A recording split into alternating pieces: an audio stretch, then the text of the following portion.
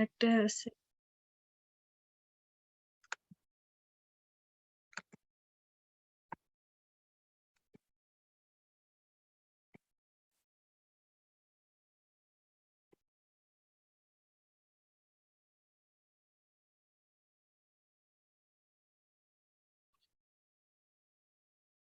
بس ہر بار کی طرح ہم وہی 2-3 منٹ انتظار کرتے ہیں انشاءاللہ اور پھر شروع کرتے ہیں انشاءاللہ. جی سب کو اگر صحیح دکھ رہا ہے تو مجھے بتا دیں پلیز. جی جی جی جی صحیح دکھائی دے رہا ہے. انشاءاللہ.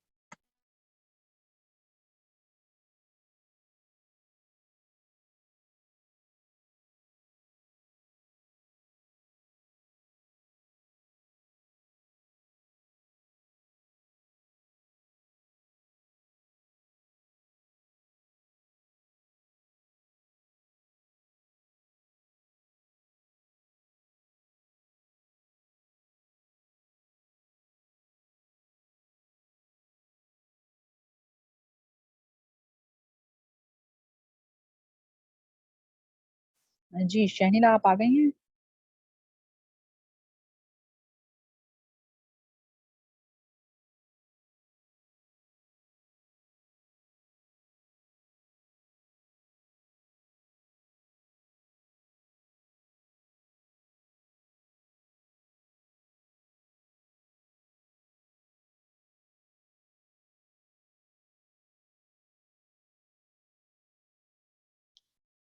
جی السلام علیکم شہنیلا آپ آ گئی ہیں کلاس میں؟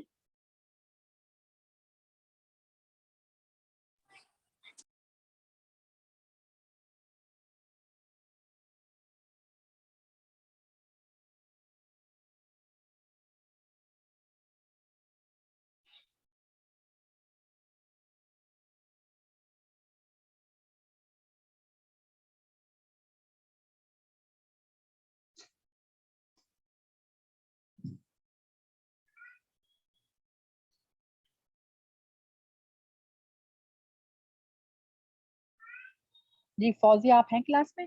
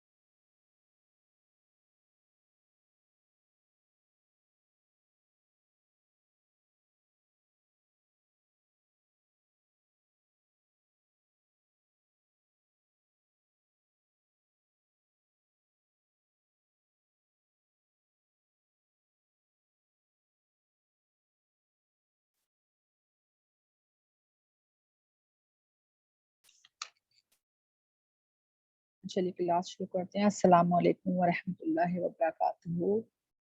اہلاً و سہلاً تمام میری بہنوں جنہوں نے یہ پیغام قرآن کی کلاس کو جوائن کیا ہے. اللہ تعالیٰ آپ کا یہاں بیٹھنا آپ کا سننا اللہ تعالیٰ قبول فرمائے اور اللہ رب العزت جو کچھ ہم سنیں اللہ تعالیٰ اسے عمل کرنے کی توفیق ہمیں دے. آمین یا رب العالمین. سب سے پہلے ہر طرح کی تعریف اللہ تعالیٰ کے لیے ہے جس نے ہمیں الحمدللہ سب سے بہترین نعمت یعنی کہ ایمان کی نعمت سے نوازا. اور اس کے بعد اللہ تعالیٰ نے پھر اتنا شعور دیا کہ ہم لوگوں کو اتنا شعور دیا کہ ہم آج جو ہے یہ قرآن جو ہے معنوں سے پڑھ رہے ہیں جو بہت ہی نہایت کرنے والا ہے. میرا رب بہت مہربان ہے. اور ہمارے نبی اشرف الانبیاء رسول اللہ صلی اللہ علیہ وسلم اور آپ کی آل اور آپ کے اصحاب پر اللہ تعالیٰ درود اللہ تعالیٰ کا اور تمام فرشتوں کا اور تمام انسانوں کو درود و سلام ہو۔ میں ہر بار یہ کہتی ہوں کہ ہم لوگوں کا جو یہ مقصد ہے اس کلاس کا، اس کے علاوہ اور کچھ نہیں ہے کہ ہم لوگ مل کر بیٹھیں اور قرآن مجید کو معنوں سے پڑھیں۔ تو اللہ تعالیٰ ہمارے ذہن کو کھول دے کہ ہم جو کچھ سن رہے ہوں وہ ہمارے ذہن میں بیٹھے اور وہ پھر ہمارے عمل تک بھی آئے۔ جو ہمارا مقصد ہے وہ مین یہی ہے۔ پہلے بھی میں نے ایک حدیث کا مفہوم بیان کیا تھا کہ اللہ تعالیٰ جب ہم اللہ تعالیٰ کا ذکر کرتے ہیں کسی بھی محفل میں، تو اس سے بہتر محفل یعنی فرشتوں کی محفل میں اللہ تعالیٰ ہمارا ذکر کرتے ہیں۔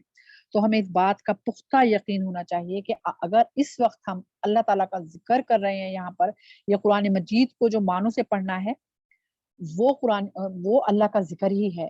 تو آج ہم اللہ کا ذکر مل کر رہے ہیں تو انشاءاللہ اللہ تعالیٰ ہمارا سب کا ذکر جو یہاں پہ موجود ہیں فرشتوں کی محفل میں کر رہے ہوں گے۔ ہمیں اس بات کا یقین ہونا چاہیے۔ اور ایک اور حدیث ہے جس کا مفہوم کچھ اس طرح سے ہے کہ اللہ تعالیٰ نے فرمایا کہ جو ایسی محفلوں میں جہاں پہ بیٹھ کے قرآن کو سمجھا جا رہا ہے، قرآن کی تلاوت کی جا رہی ہے، قرآن کو سمجھ رہے ہیں لوگ بیٹھ کر، ایسی پوری کی پوری محفل کو اللہ تعالیٰ فرشتوں سے کہتے ہیں کہ ان کے تمام گناہوں کو جو ہے میں معاف کرتا ہوں۔ تو ایک فرشتہ کہتا ہے کہ اللہ تعالیٰ اس میں تو وہ لوگ بھی موجود ہیں جن کا مقصد جو تھا وہ کوئی دین پہ عمل کرنا نہیں تھا، بس وہ ایسے ہی جو ہے وہ سننے بیٹھ گیا۔ تو اللہ تعالیٰ کہتے ہیں میں نے سب کو معاف کیا۔ سبحان اللہ سبحان اللہ، یعنی کہ یہ محفلیں اتنی بہترین ہوتی ہیں جس میں ہم اللہ کا ذکر کرتے ہیں اور مل کر جو ہے اللہ تعالیٰ کے قرآن کو سمجھنے کی کوشش کرتے ہیں کہ اللہ تعالیٰ کی رحم سب کے اوپر نازل ہوتا ہے، اللہ تعالیٰ کی سکینت نازل ہوتی ہے ان لوگوں کے اوپر۔ تو انشاءاللہ ہمیں اس بات کا پختہ یقین ہونا چاہیے، کیونکہ اللہ کی نظر سے تو ذرہ برابر بھی کوئی چیز چھپی ہوئی نہیں ہے۔ تو اللہ کو یہ سب معلوم ہے کہ ہم سب بیٹھے ہوئے ہیں اور مقصد صرف اور صرف قرآن مجید کو سمجھنا ہے۔ تو سب سے پہلے میں اپنی بہن شہنیلا سے کہوں گی کہ وہ جو ہم آج الحمدللہ ہمارا جو ہے دوسرا پارہ جو ہے شروع ہو گیا ہے، جسے ہم عام طور پہ زبان میں سیقول کا پارہ کہتے ہیں۔ تو میں شہنیلا بہن سے کہوں گی کہ وہ اس پارے کا جو پہلا رکوع ہے انشاءاللہ آیت نمبر 142 سے 152 تک، تو اسے جو ہے وہ تلاوت کریں اس کی۔ جی السلام علیکم۔ وعلیکم السلام۔ اعوذ باللہ من الشیطان الرجیم، بسم اللہ الرحمن الرحیم۔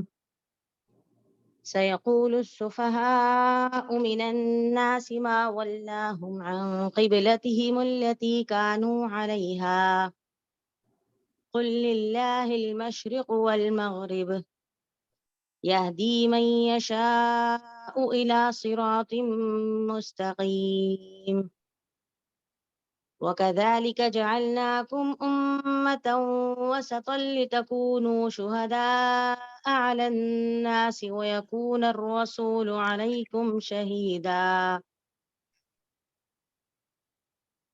وما جعلنا القبلة التي كنت عليها إلا لنعلم من يتبع الرسول ممن ينقلب على عقبيه وإن كانت لكبيرة إلا على الذين هدى الله وما كان الله ليضيع إيمانكم إن الله بالناس لرؤوف رحيم قد نرى تقلب وجهك في السماء فلنولينك قبلة ترضاها فول وجهك شطر المسجد الحرام وحيث ما كنتم فولوا وجوهكم شطره وإن الذين أوتوا الكتاب ليعلمون أنه الحق من ربهم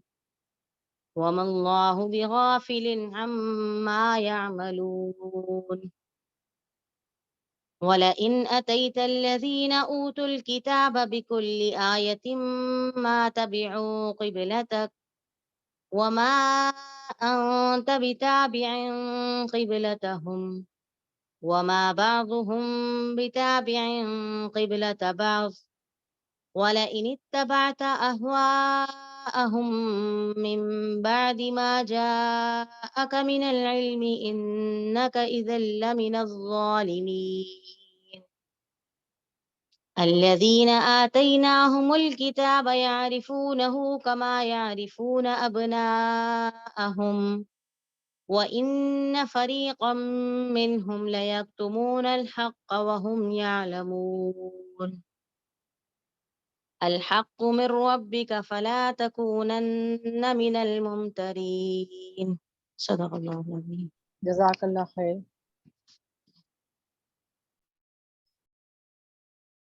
اعوذ باللہ من الشیطان الرجیم. بسم اللہ الرحمن الرحیم. رب اشرح لی صدری ویسر لی امری واحلل عقدۃ من لسانی یفقہوا قولی. ربی زدنا علما ربی زدنا علما ربی زدنا علما. ربنا لا تزغ قلوبنا بعد إذ هديتنا وهب لنا من لدنك رحمة إنك أنت الوهاب. اللهم إنا أسألك علما نافعا ورزقا طيبا وعملا متقبلا. اللهم انفعنا بما علمتنا وعلمنا ما ينفعنا وزدنا علما. انشاءاللہ آج ہمارا جو ہے جسے پارہ نمبر 2 سورہ بقرہ کا جو اگلا حصہ ہے، جیسا کہ بتایا ہے کہ 142 سے 152 تک کی آیت جو ہم پہلے وہ دیکھتے ہیں انشاءاللہ. یہاں پر جو ذکر ہے وہ جو قبلہ کا رخ بدلا گیا تھا وہ اس کا ذکر ہے. یہاں سے نادان لوگ ضرور کہیں گے کہ انہیں کیا ہوا ہے، پہلے جس قبلے کی طرف رخ کر کے نماز پڑھتے تھے اس سے یکایک پھر گئے. اے نبی ان سے کہو مشرق اور مغرب سب اللہ کے ہیں، اللہ جسے چاہتا ہے سیدھی راہ دکھاتا ہے. اصل میں نبی کریم صلی اللہ علیہ وسلم آپ کو پتا ہے جب مدینہ میں تھے اور اس کے بعد بھی جب پہلے مکہ میں تھے اور اس کے بعد جب مدینہ منورہ میں آئے تب بھی تقریباً 16 یا 17 مہینے تک بیت المقدس کی طرف ہی منہ کر کے نماز پڑھ رہے تھے کیونکہ اللہ کا یہی حکم تھا. اور اس کے بعد جب 16 یا 17 مہینے گزر گئے اور اللہ تعالیٰ نے قبلے کو بدل دیا تو یہ جو مشرک لوگ تھے یا یہودی تھے اور منافق تھے تو ان کو باتیں کرنے کا موقع مل گیا کہ یہ کیا ہے کہ ابھی تک تو یہ قبلہ ان کا ادھر تھا اور ایک دم سے انہوں نے پھیر دیا. ٹھیک ہے، تو لیکن وہی بات ہے کہ اللہ جسے چاہتا ہے سیدھی راہ دکھاتا ہے. ان کے لیے کوئی سمت کی کوئی چیز نہیں تھی. اللہ تو جس طرف کہے گا ان کا مین مقصد جو ہوتا ہے نا، جو ایمان والے ہوتے ہیں وہ یہ نہیں پوچھتے کہ اللہ تعالیٰ یہ کیوں ہوا ہے، بس جو اللہ کا حکم ہوتا ہے وہ اسے پورا کرتے ہیں. تو اسی لیے یہاں یہی کہا جا رہا ہے مشرق اور مغرب سب اللہ کے ہیں، اللہ جس طرف چاہے منہ کر کے نماز پڑھوا سکتا ہے اور اللہ جسے چاہتا ہے سیدھی راہ دکھاتا ہے. یعنی کہ جو لوگ یہ سوال جواب کرنے والے ہوتے ہیں تنگ نظر ہوتے ہیں اور ان کا مین مقصد کیا ہوتا ہے کہ یہ ایک طرح سے جیسے قبلہ ہوتا ہے نا تو قبلے کو ایک طرح سے بت کی طرح مانتے ہیں. جب مشرک لوگ تھے تو خانہ کعبہ کا طواف کرتے تو خانہ کعبہ کو ایک جیسے کہ ہمارا صرف ایک سمت ہے وہ لیکن وہ کیا تھے اس کو ایک بت کی طرح مانتے تھے. اسی طرح جو یہودی تھے وہ جو یہ بیت المقدس ایک بت کی طرح جو ہے وہ کرتے ہیں. لیکن اسلام میں جو ہے نا وہ ایسا نہیں ہے. اسلام میں اسے بت نہیں مانا گیا بلکہ جب حضرت بلال حبشی دوشی جب انہوں نے پہلی بار جب فتح مکہ ہوا تو وہ ایک دم سے خانہ کعبہ کی چھت پہ چڑھے اور وہاں سے انہوں نے اذان دی. اگر بت ہوتا تو اس پہ چھت پہ چڑھنے کا تھوڑی اس کی اجازت ہوتی. تو اللہ تعالیٰ اسے کیا کہہ رہے ہیں، اس میں آگے یہ بھی کہا گیا، امام بخاری جو ہے انہوں نے اسے روایت کیا ہے کہ رسول اللہ صلی اللہ علیہ وسلم نے فرمایا کہ قیامت کے دن اچھا ہاں یہ تو اچھا اس میں ایک اور چیز آ جاتی ہے کہ اس میں یہ ہے کہ دیکھیں جو مشرک لوگ تھے نا جب رسول اکرم صلی اللہ علیہ وسلم مکہ میں تھے تو مشرک جو تھے وہ ظاہر بات ہے خانہ کعبہ کو وہ زیادہ عزیز تھا ان کے بیت المقدس کی جگہ. لیکن وہاں پہ اللہ نے ان کی آزمائش کی جو مسلمان ہو رہے تھے کہ بیت المقدس کو جو ہے وہ بنایا قبلہ، کہ یہ ایک آزمائش تھی بہت بڑی کہ جس چیز کو انسان زیادہ مطلب قبلے کے لائق سمجھ رہا ہو وہاں ان کو اس کو نہ دے کے بیت المقدس کو کہا گیا. یہ آزمائش تھی ان لوگوں کی. اور اس کے بعد جب مدینہ منورہ میں آئے یہاں پہ یہودی لوگ تھے اور وہ بہت بڑی تعداد میں یہودی جو مسلمان ہوئے تو یہاں پہ بیت المقدس کو چھوڑ کے خانہ کعبہ کو بنایا گیا. تو یہ ان کا ایک آزمائش تھی. لیکن پھر اللہ تعالیٰ کہہ رہے ہیں جو لوگ سیدھی راہ پہ ہیں جو ان کی نیت صاف ہوتی ہے تو اللہ تعالیٰ ان کو سیدھی راہ دکھاتا ہے. ان کے لیے کچھ نہیں ہے کوئی بھی قبلہ بنائے، ان کے لیے مین چیز ہوتی ہے اللہ کا حکم. اور اسی طرح تو ہم نے تمہیں ایک امت وسط بنایا ہے تاکہ تم دنیا کے لوگوں پر گواہ ہو اور رسول تم پر گواہ ہو. تو اس کے معنی یہ ہیں سوری آنٹی میں آپ کو ایک دم آپ کو کہتی ہوں شاید کچھ لوگوں کو آوازیں نہیں آ رہی ہے. آواز نہیں آ رہی ہے تو ان سے جی کہیے کہ کچھ دوبارہ جوائن میسجز کر آ لیں. رہے ہیں. تو جی آپ ان سے کہیے کہ دوبارہ سے نا آف لائن جا کے جوائن کر لیں دوبارہ. جی میں انشاءاللہ کہتی ہوں. سوری آپ کو جی جی جی نہیں کوئی بات نہیں. اچھا اب اللہ تعالیٰ نے کیا کہا ہے کہ اور اسی طرح ہم نے تمہیں ایک امت وسط بنایا ہے. دیکھیں امت وسط کے جو ہے نا دو معنی ہیں. ایک تو امت وسط ایک درمیانی امت, یعنی کہ جو امت وسط ہے نا, ہر چیز اللہ تعالیٰ نے نہ تو یہودیوں کی طرح اسلام میں بہت سختی رکھی کہ ان کے یہاں ہر چیز کے اندر بے حد شدت تھی, اور دوسری طرف جو نصرانی یعنی کہ عیسائی ہیں ان کے یہاں ہر چیز میں ڈھیل تھی. لیکن اسلام کو اللہ تعالیٰ نے ایک بیچ کا راستہ بتایا, نہیں کہ نہ بہت سختی اور نہ جو ہے وہ ڈھیلا راستہ ہو. لیکن صرف اس کے یہی معنی نہیں ہے, اس کے معنی جو ہے کافی جو ہے وسیع ہیں.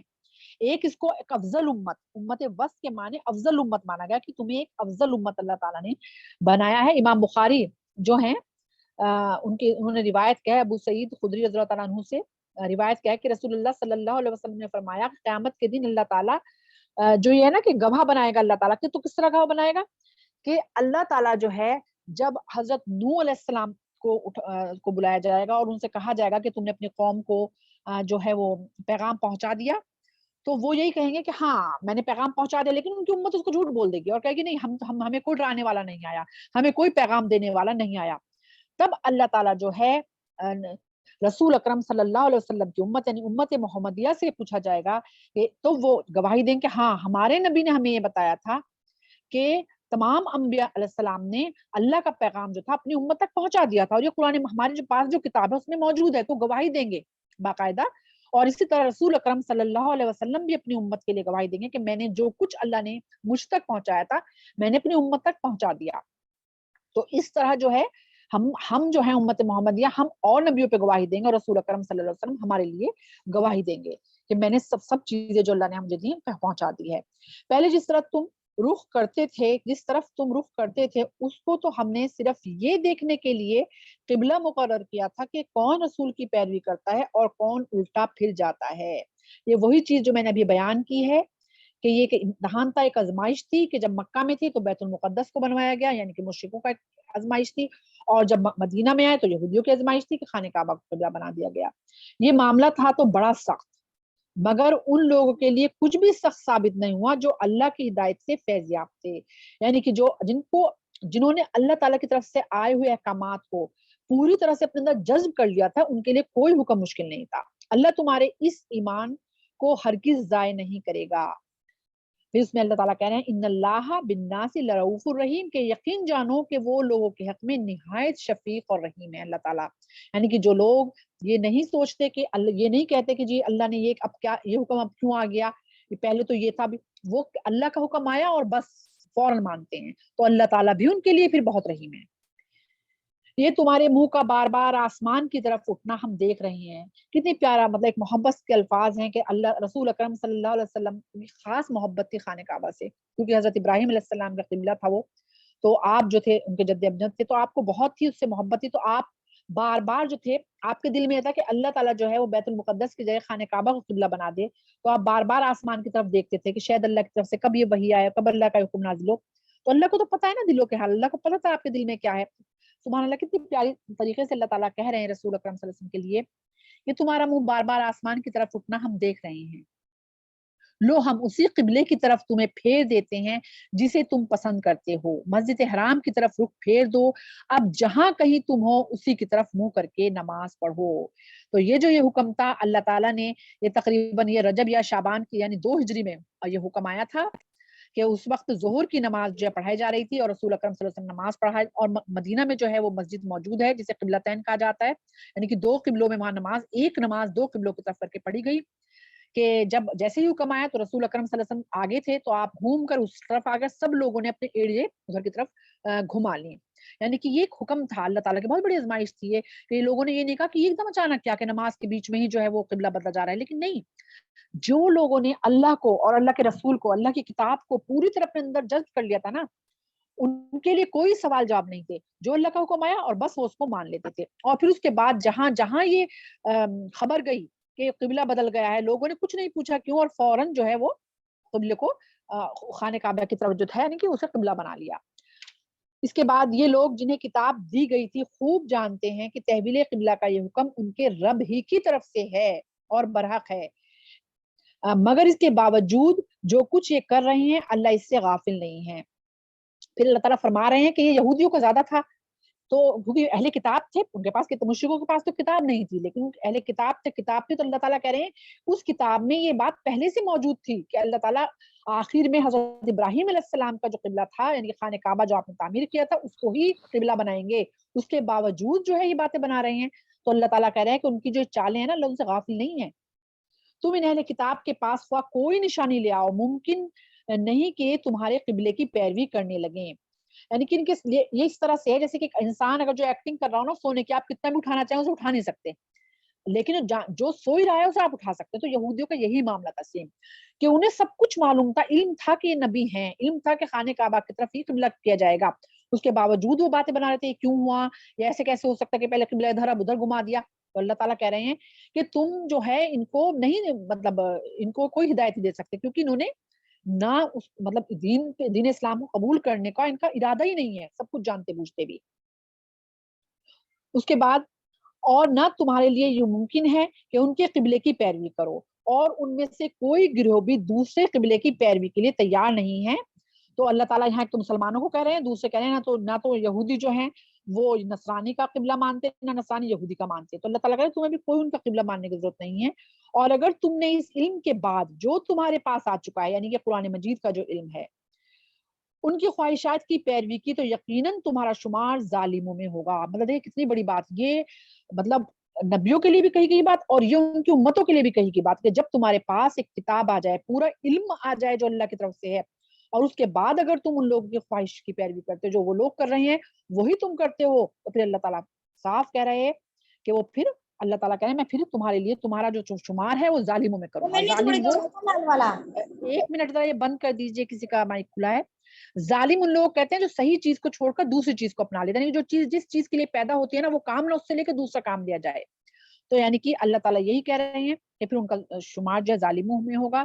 جن لوگوں کو ہم نے کتاب دی ہے وہ اس مقام کو جو قبلہ بنایا گیا ہے ایسا پہچانتے ہیں جیسا اپنی اولاد کو پہچانتے ہیں. یہ ایک محاورہ ہے جو عربیوں میں دیا جاتا ہے کہ وہ انسان تو اس کو ایسے پہچانتا ہے جیسے اپنی اولاد کو. یعنی کتنی بھی بھیڑ ہو، لاکھوں کا مجمع ہو، لیکن جب انسان ڈھونڈے تو اپنا بیٹا یا بیٹی سے فوراً نظر آ جاتا ہے اس مجمع میں. تو اسی طرح سے اللہ تعالیٰ یہاں فرما رہے ہیں کہ جن کو میں نے کتاب دی ہے، جو اہل کتاب ہیں یعنی یہود اور نصارہ، تو وہ اس قبلے کو اسی طرح جانتے ہیں کہ برحق ہے جیسے کوئی انسان اپنی اولاد کو پہچانتا ہے، مگر ان میں سے ایک گروہ جانتے بوجھتے حق کو چھپا رہا ہے. یہ یہودیوں کے لیے آیا ہے یہ چیز. یہ قطعی ایک امر حق سے تمہارے رب کی طرف، یہ قطعی ایک امر حق ہے تمہارے رب کی طرف سے، لہٰذا اس کے متعلق تم ہرگز کسی شک میں نہ پڑو. یعنی کہ یہ لوگ جو کچھ کر رہے ہیں یہ نہ سوچو کہ تو اہل کتاب ہیں، یہ کیوں ایسی بات کر رہے ہیں، اس کے شک میں نہ پڑو، کیونکہ یہ ایمان لانے والے نہیں ہیں. ہر ایک کے لیے ایک رخ ہے جس کی طرف وہ مڑتا ہے، بس تم بھلائیوں کی طرف سبقت کرو، جہاں بھی تم ہوں گے اللہ تمہیں پا لے گا، اس کی قدرت سے کوئی چیز باہر نہیں ہے. پھر وہی چیز آ جاتی ہے کہ ہر کسی کے لیے اللہ نے ایک رخ بنا دیا ہے. تمہارا مقصد کوئی رخ نہیں ہے کہ مغرب ہے یا مشرق ہے یا بیت المقدس ہے یا خانہ کعبہ، بلکہ تمہارا مین مقصد کیا ہے کہ اللہ نے جو کہا یعنی کہ نیکی جو حکم ہے اسے تمہیں کرنا ہے، اور جو ایک کام کرے گا یعنی کہ صرف اللہ کا حکم، اللہ جہاں بھی انسان وہ کہیں ہے اللہ تعالیٰ جو ہے وہ اس کو ڈھونڈ لیں گے. تمہارا ہرگز جس مقام، تمہارا گزر جس مقام سے بھی ہو، یہ نبی کریم صلی اللہ علیہ وسلم کے لیے پہلے آ رہا ہے، تمہارا گزر جس مقام سے بھی ہو وہیں سے اپنا رخ نماز کے وقت مسجد حرام کی طرف پھیر دو، کیونکہ یہ تمہارے رب کا بالکل برحق فیصلہ ہے اور اللہ تم لوگوں کے اعمال سے بے خبر نہیں ہے. یعنی کہ تم کہیں بھی دنیا کے کسی کونے میں بھی ہو، جب نماز پڑھو تو اپنا رخ کدھر کرو، مسجد حرام کی طرف. یعنی کہ ایک اللہ تعالیٰ نے ایک سنت دے دی کہ سب مسلمانوں کا ایک قبلہ ہونا چاہیے، تو پھر تم جہاں بھی ہو یہ نہیں کہ اپنی مرضی سے کدھر بھی نماز پڑھ لو. رسول اکرم صلی اللہ علیہ وسلم جب کبھی سواری چلتی ہوئی ہوتی تھی اور آپ نیت باندھتے تھے تو نیت آپ خانہ کعبہ کی طرف ہی کر کے پڑھتے تھے. ہاں کبھی کبھی سواری پلٹ جاتی تھی، لیکن جس وقت آپ نیت باندھتے تھے تو خانہ کعبہ کی طرف مڑ کر ہی جو ہے وہ باندھا کرتے تھے. پھر یہاں پوری امت کے لیے جو ہے وہ اللہ تعالیٰ کہہ رہے ہیں اور جہاں سے بھی تمہارا گزر ہو اپنا رخ مسجد حرام ہی کی طرف پھیرا کرو، اور جہاں بھی تم ہو اسی کی طرف منہ کر کے نماز پڑھو، تاکہ لوگوں کو تمہارے خلاف کوئی حجت نہ ملے. حجت کیا؟ یعنی کہ یہ لوگ باتیں جو بنا رہے ہیں کوئی باتیں نہ بنائیں کہ بھائی کہ مسلمان ہوتے ہوئے کسی کا قبلہ ادھر ہے کسی کا ادھر ہے، بلکہ ایک قبلہ ہونا چاہیے تمہارا. ہاں جو ظالم ہے جو ظالم ہے ان کی زبان کسی حال میں تم بند نہیں کر سکو گے، ان کی زبان بند نہیں ہوگی، تو ان سے تم نہیں ڈرو بلکہ مجھ سے ڈرو، اور اس لیے کہ میں نے تم پر اپنی نعمت پوری کر دی ہے، اور اس توقع پر کہ میرے اس حکم کی پیروی سے تم اسی طرح فلاح کا راستہ پاؤ گے جس طرح تمہیں اس چیز سے فلاح نصیب ہوئی کہ اچھا اب اس میں کیا ہے کہ یہ جو نعمت تھی یہ کیا تھی؟ دیکھیں نعمت سے مراد جو یہاں پہ آئی ہے وہ یہ ہے کہ پہلے اللہ تعالیٰ نے جو امامت کی جو امامت کا جو وہ دیا تھا نا، مطلب پیشوائی کی جو نعمت دی تھی وہ بنی اسرائیل کو دی تھی، لیکن جب بنی اسرائیل حد سے زیادہ پھر گئے تو پھر یہ نعمت ان سے لے لی گئی، اور پھر یہ نعمت جو تھی یہ اللہ تعالیٰ نے مسلمانوں کو دے دی پیشیائی کی، اور اس کی کہ جو امامت کی جو مطلب نعمت تھی، اور یہ بہت بڑی نعمت ہے، کوئی بہت ایک ذمہ داری ہے یہ، کیونکہ یہ صرف نبیوں جو جنہیں اللہ تعالیٰ نے نعمت دی ہے نا پیشوائی کی یا امامت کی، تو اب یہ نہیں ہے کہ انہیں خالی بیٹھنا ہے بلکہ نبیوں والا کام کرنا ہے۔ نبی کریم صلی اللہ علیہ وسلم نے جو کام کیا تبلیغ کا، یہ ہر مسلمان کے اوپر فرض ہے کہ اسے تبلیغ کرنی ہے، چاہے وہ چھوٹے پیمانے پر کرے چاہے بڑے پیمانے پر کرے۔ پھر اس کے بعد ہے کہ میں نے تمہارے درمیان خود تم میں سے ایک رسول بھیجا، یعنی کہ رسول اکرم صلی اللہ علیہ وسلم کے لیے ذکر آ رہا ہے کہ تم میں سے ہی میں نے ایک نبی کو بھیجا جو تمہیں میری آیات سناتا ہے، تمہاری زندگیوں کو سنوارتا ہے، تمہیں کتاب اور حکمت کی تعلیم دیتا ہے اور تمہیں وہ باتیں سکھاتا ہے جو تم نہ جانتے تھے، یعنی جہالت کی باتیں۔ جو مشرک تھے، یہ اصلیت یہ ہے کہ قرآن مجید نازل ہونے سے پہلے، رسول اکرم صلی اللہ علیہ وسلم پہ نبوت آنے سے پہلے بہت ہی اجٹ اور جنگلی قوم تھی، خون خرابہ، مار کاٹ، قتل و غارت گری، لوٹ پاٹ، یہ ان کا کام تھا۔ لیکن جیسے ہی قرآن مجید نازل ہوا اور انہوں نے اس دین کو اپنایا، ان کے اندر سے کہتے ہیں نا ایک دم وہ ساری چیزیں ختم ہو گئی، اور وہ ہر کسی کی فلاح چاہنے والی قوم بن گئی، ایک دم نرم ہو گئی، اتنے نرم بن گئے کہ جن لوگوں نے اپنی بیٹیوں کو قتل کر کے جو ہے وہ، کیونکہ مشرک کیا کرتے تھے دبایا تھا، تو وہ اتنا روتے تھے کہ جنہوں نشان پڑ گئے تھے کہ کیسے اللہ کو ہم جواب دیں گے، جبکہ وہ مشرکانہ دور میں تھا، لیکن ان کے دلوں کے اندر ایک دم نرمی آ گئی تھی، اور یہ نرمی کس وجہ سے آئی تھی؟ اس قرآن کی وجہ سے، اس کتاب کی وجہ سے۔ لہٰذا تم مجھے یاد رکھو، میں تمہیں یاد رکھوں گا۔ یہ بہت ہی اچھی آیت ہے، فَاذْكُرُونِي أَذْكُرْكُمْ وَاشْكُرُوا لِي وَلَا تَكْفُرُونَ، کہ تم مجھے یاد رکھو میں تمہیں یاد رکھوں گا، اور میرا شکر ادا کرو، کفران نعمت نہ کرو۔ اتنی جو ہے پیاری بات اللہ نے کہی ہے کہ جب تم مجھے یاد رکھو گے تو ایسے کیسے ہو سکتا ہے کہ میں تو تمہیں 70 ماؤں سے زیادہ محبت کرتا ہوں کہ میں تمہیں یاد نہ رکھوں۔ لیکن مین چیز تو ہے نا کہ ہمیں بھی اللہ کو یاد رکھنا ہے، اور پھر اللہ کا شکر ادا کریں، کفران نعمت نہ کریں، یعنی کہ اللہ تعالیٰ نے جو یہ نعمتیں ہمیں دی ہیں، سب سے بڑھ کے ایمان کی نعمت ہے، پھر اس کے بعد جو ہمیں کتاب دی ہے، پھر نبی بھیجا ہے ہمارے پاس، یہ تمام نعمتیں ہیں، پھر ہمیں اللہ تعالیٰ نے پیشوائی یا امامت کی نعمت دی ہے، تو ان کا ہمیں کفران نعمت نہیں کرنی، یعنی کہ ہمیں اس کا شکر ادا کرنا۔ شکر کیسے ادا ہوگا؟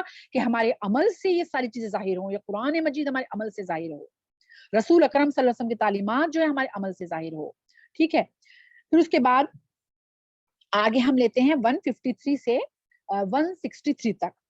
اے لوگوں جو ایمان لائے ہو، اللہ تعالیٰ یہاں کہہ رہے ہیں کہ اے لوگوں جو ایمان لائے، یعنی کہ ایمان والوں کے لیے، یعنی کہ ہمارے اور تمہارے لیے اللہ تعالیٰ کہہ رہے ہیں صبر اور نماز سے مدد لو۔ پھر دیکھیں اسی صورت میں دوبارہ یہ آ رہا ہے صبر اور نماز سے، یعنی کہ یہ بہت ہی مین چیز ہے صبر کرنا، اور بہت یہ جو یہ وہ ہے نا والعصر جو صورت ہے، اس میں اللہ نے کہا ہے کوئی بہت آسان کام نہیں ہے، صبر کرنا بہت بڑا کام ہے، بہت مشکل ہے، لیکن جو نیک لوگ ہیں ظاہر سی بات ہے وہ ہر پریشانی میں صبر کرتے ہیں اور نماز سے مدد لیتے ہیں۔ اللہ صبر، ہم بہت الفاظ کہتے ہیں نا اللہ مع الصابرین، تو یعنی کہ اللہ تعالیٰ صبر کرنے والوں کے ساتھ ہے، جو لوگ صبر کرتے ہیں اللہ تعالیٰ ان کا دوست ہے، اللہ ان کے ساتھ ہے۔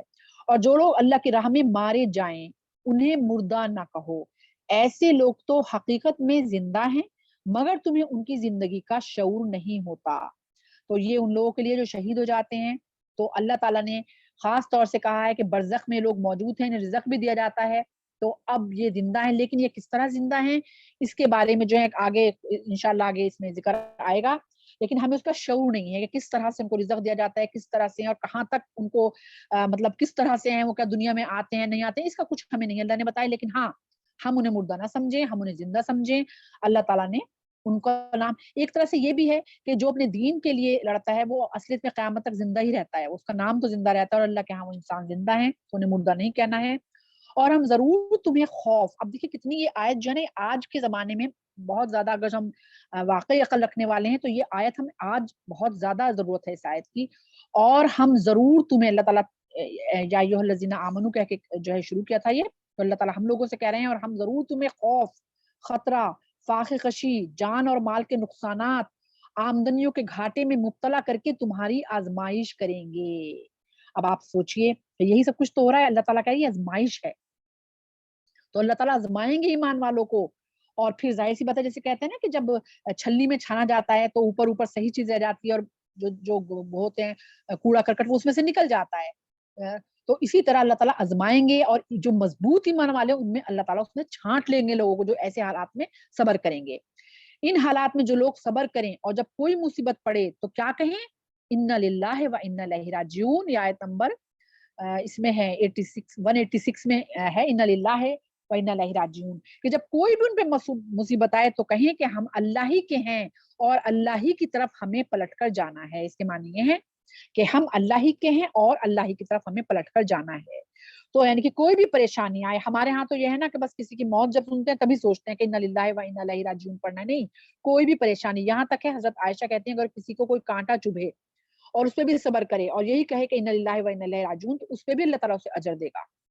तो ये हमें जो, क्योंकि जाहिर सी बात है हर खुशी, हर गम, हर उतार, हर चढ़ाव जिंदगी का सब कुछ अल्लाह की तरफ से है।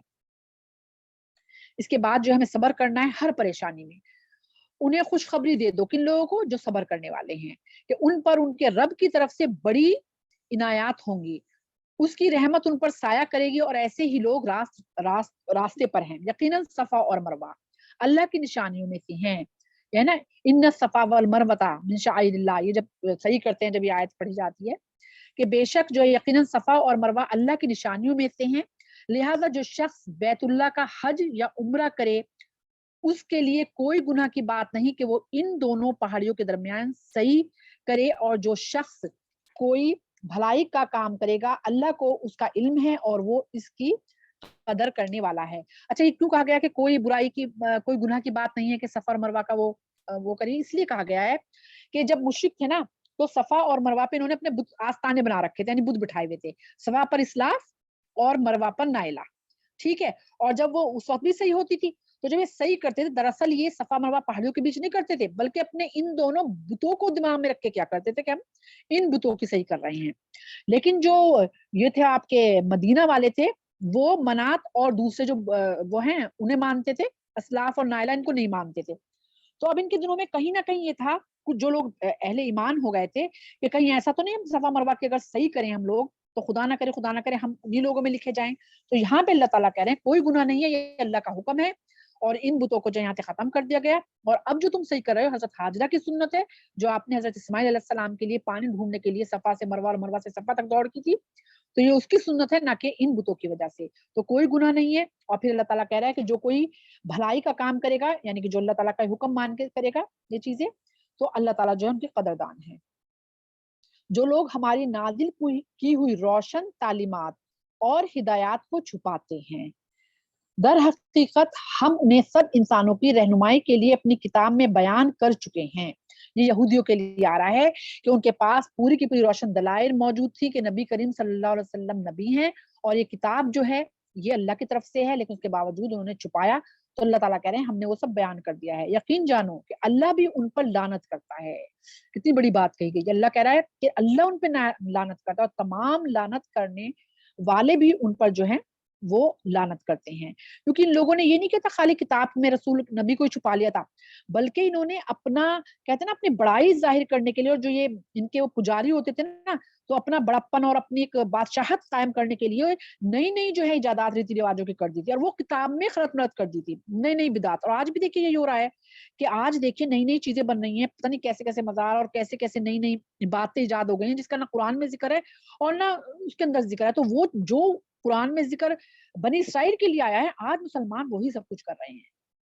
तो अल्लाह ताला कह रहे हैं कि अल्लाह भी उस पर लानत भेजते हैं और लानत भेजने वाले भी उन पर लानत भेजते हैं। अलबत्ता जो इस रविश से बाज आ जाए और अपने तर्ज अमल की इस्लाह कर लें और जो कुछ वो छुपाते थे उसे बयान करने लगे, यानी कि जो लोग ईमान ले आए और जो छुपा रहे थे चीजें या उन्होंने खलत मलत कर दिया था दीन को, नई नई चीजें जायदाद कर दी थी, उसे छोड़ दें और सही दीन पे आ जाएं, उनको मैं माफ कर दूंगा। सुभान अल्लाह, सुभान अल्लाह। अल्लाह ताला बहुत माफ करने वाला है। नहीं कि उन्होंने कहा जो कुछ हो गया, लेकिन अगर वो फिर से दीन पे आ जाएं, सही दीन पे, तो मैं उनको माफ कर दूंगा और मैं बड़ा दरगुजर करने वाला और रहम करने वाला हूँ।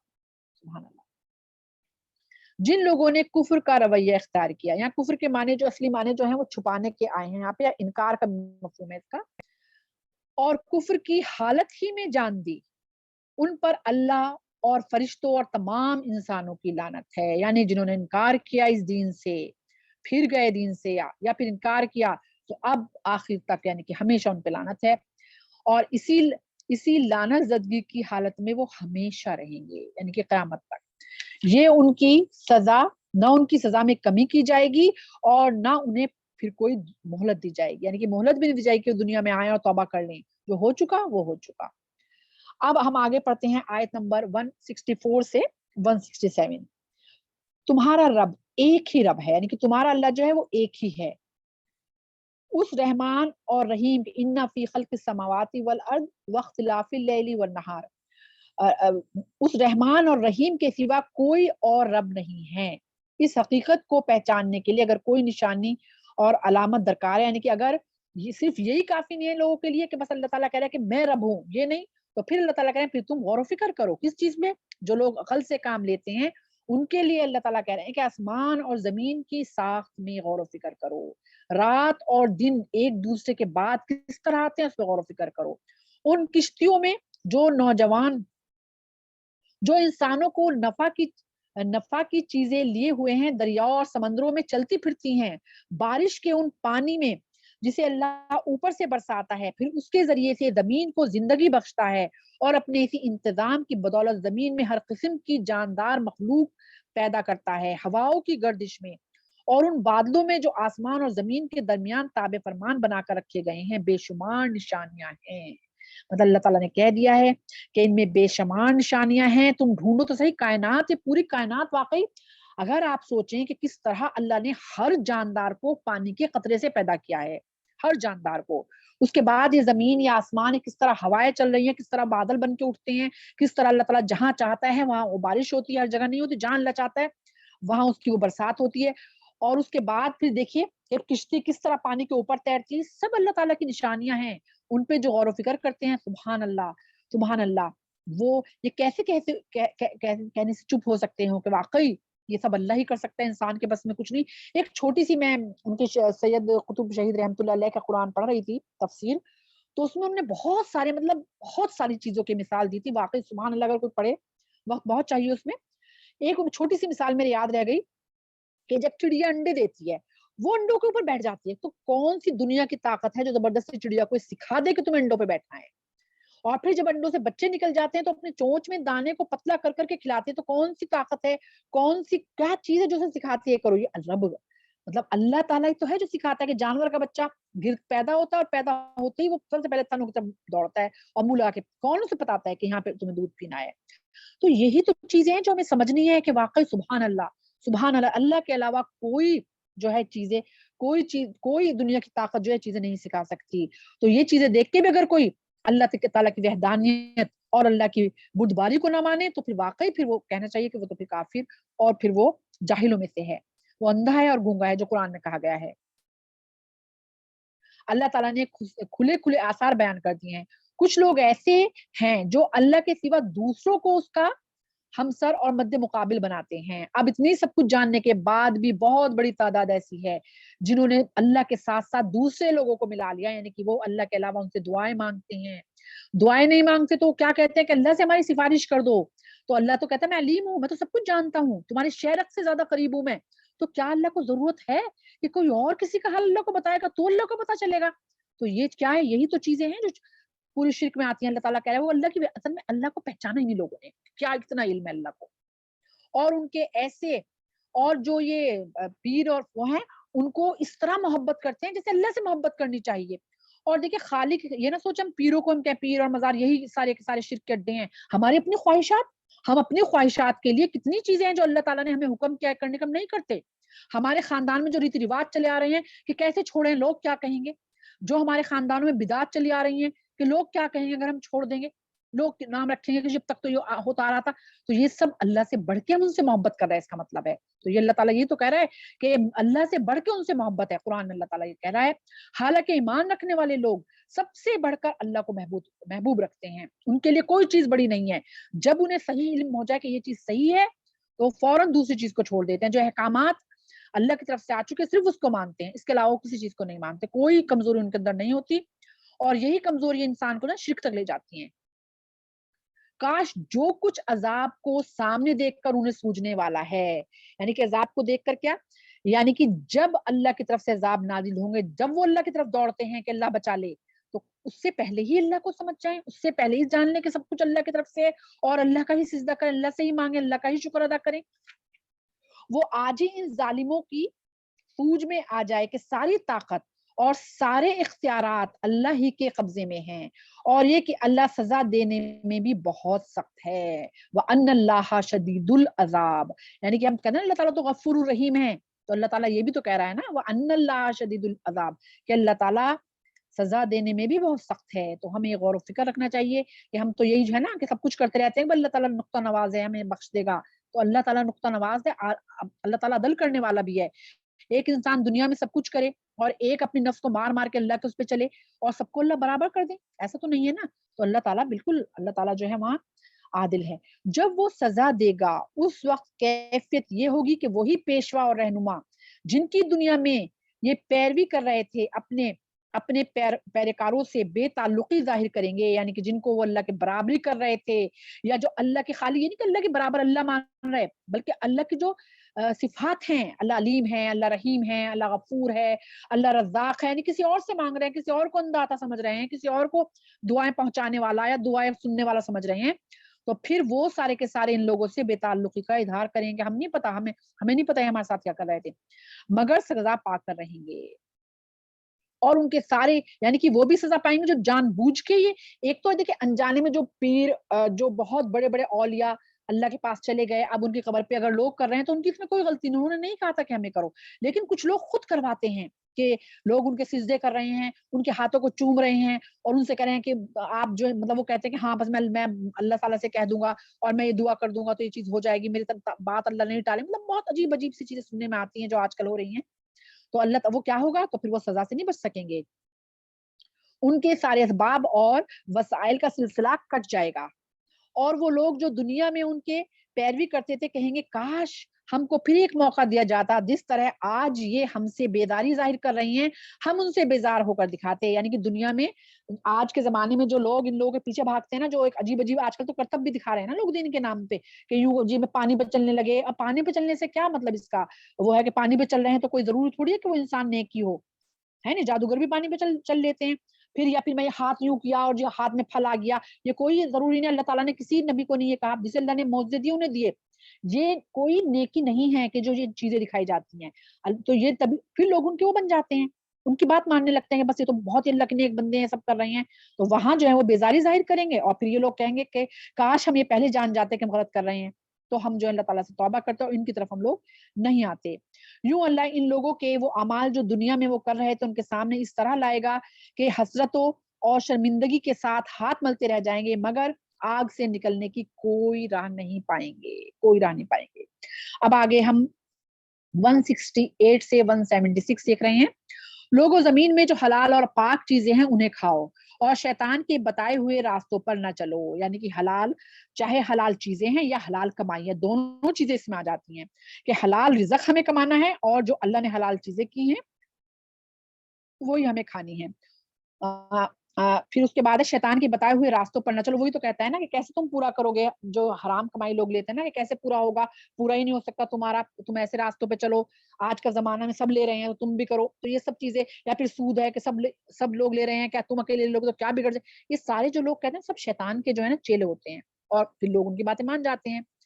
اللہ تعالیٰ کہہ رہے ہیں وہ شیطان جو ہے تمہارا کھلا دشمن ہے, تمہیں بدی اور فحش کا حکم دیتا ہے. بدی یعنی برے کام, اور فحش جو آج کل پھیلی ہوئی ہے فحاشی, کہ آپ دیکھیں کیا حال ہے, مرد ہو یا عورت ہو, عورتیں ہیں مطلب ابایا تو بہت دور کی چیز ہے, باہر نکلتی ہیں تو جسم کی نمائش کرتی ہوئی نکل رہی ہیں, ہاتھ کھلے ہیں, پیر کھلے ہیں, ٹائٹ کپڑے پہنے ہوئے ہیں, سر پہ دوپٹے نہیں ہیں, سینوں پہ دوپٹے نہیں ہیں, اور اس کے بعد جو ہے فحش باتیں ان کو جو ہے بہت زیادہ آج کل سمجھ آ رہا ہے, جتنی فحش بات کی جائے گی اتنے ہی ماڈرن ہیں ہم لوگ, جبکہ اللہ کی نظر میں سب سے زیادہ جاہل انسان ہے وہ جو فحش باتیں کرے یا فحش لباس پہنے. اور لیکن پھر وہی بات ہے, یہ تو شیطان کرواتا ہے اور وہ لوگ کرتے ہیں. اور یہ سکھاتا ہے کہ تم اللہ کے نام پر وہ باتیں کہو جن کے متعلق تمہیں علم نہیں ہے کہ وہ اللہ نے فرمائی ہیں. پھر وہی چیزیں کہ وہ جھوٹی جھوٹی جو چیزیں ہیں وہ بتاتے ہیں لوگوں کو، اور لوگ اللہ کے نام سے کہ جی یہ اللہ کی طرف سے ہے کہہ کے بیان کرنا شروع کر دیتے ہیں. قرآن ہمارا کیا وہ ہونا چاہیے، کوئی بھی ہو ہم صرف قرآن اور حدیث، بس اس کی دلیل ہمیں جو ہے وہ ماننی چاہیے. اس کے علاوہ اور کوئی نہ ہم خود کہیں، اور اگر کوئی کہے تو بھی ہم دلیل ہو تو اس چیز کو مانیں، نہیں تو ہمیں نہیں ماننی چاہیے جو لوگ روز نئے نئے طرح کی چیزیں جو آج کے زمانے میں لا رہے ہیں. ان سے جب کہا جاتا ہے کہ اللہ نے جو احکام نازل کیے ہیں ان کی پیروی کرو، تو جواب دیتے ہیں کہ ہم تو اسی طریقے کی پیروی کریں گے جس پر ہم نے اپنے باپ دادا کو پایا. یہی تو ہوتا ہے نا، آج کے زمانے میں کیا کہتے ہیں، ارے ہمارے باپ دادا اس سے چلا آ رہا ہے، کیا وہ غلط تھے؟ یہی تو آج بھی ہم کہتے ہیں نا. قرآن نے صاف صاف اللہ کو پتا ہے نا انسان کیا کیا بہانے بناتا ہے. اچھا اگر ان کے باپ دادا نے عقل سے کچھ بھی کام نہ لیا ہو اور راہ راست نہ پائی ہو، تو کیا پھر بھی یہ انہی کی پیروی کیے چلے جائیں گے؟ کہ بھئی ہو سکتا ہے کہ انہوں نے جان بوجھ کے نہ کیا، ان تک علم ہی نہ پہنچا ہو، اسی لیے وہ کوئی بدعت کر رہے ہوں یا شرک کر رہے ہوں. لیکن اگر آپ کو علم مل گیا ہے تو یہ نہ کہو کہ نہیں جی ہمارے باپ دادا کے زمانے سے ریتی رواج یہ سب چیزیں جو شرک والی چیزیں ہیں، گناہوں کی چیزیں سب ہوتی آ رہی ہیں تو ہم بھی کریں گے. نہیں، جب علم آ جائے تو فوراً اس چیز کو چھوڑنا ہے، چاہے ہمارے باپ دادا کیوں نہ کر رہے ہوں. اور آج اگر ہم کوئی غلط کام کریں گے نا تو ہم اپنی نسلوں کے لیے نقصان کر رہے ہیں. جو آج میں بتا رہی تھی نا کہ جمعہ مبارک جو اتنا عام ہو گیا ہے جبکہ دین سے اس کی کوئی صلت نہیں ہے.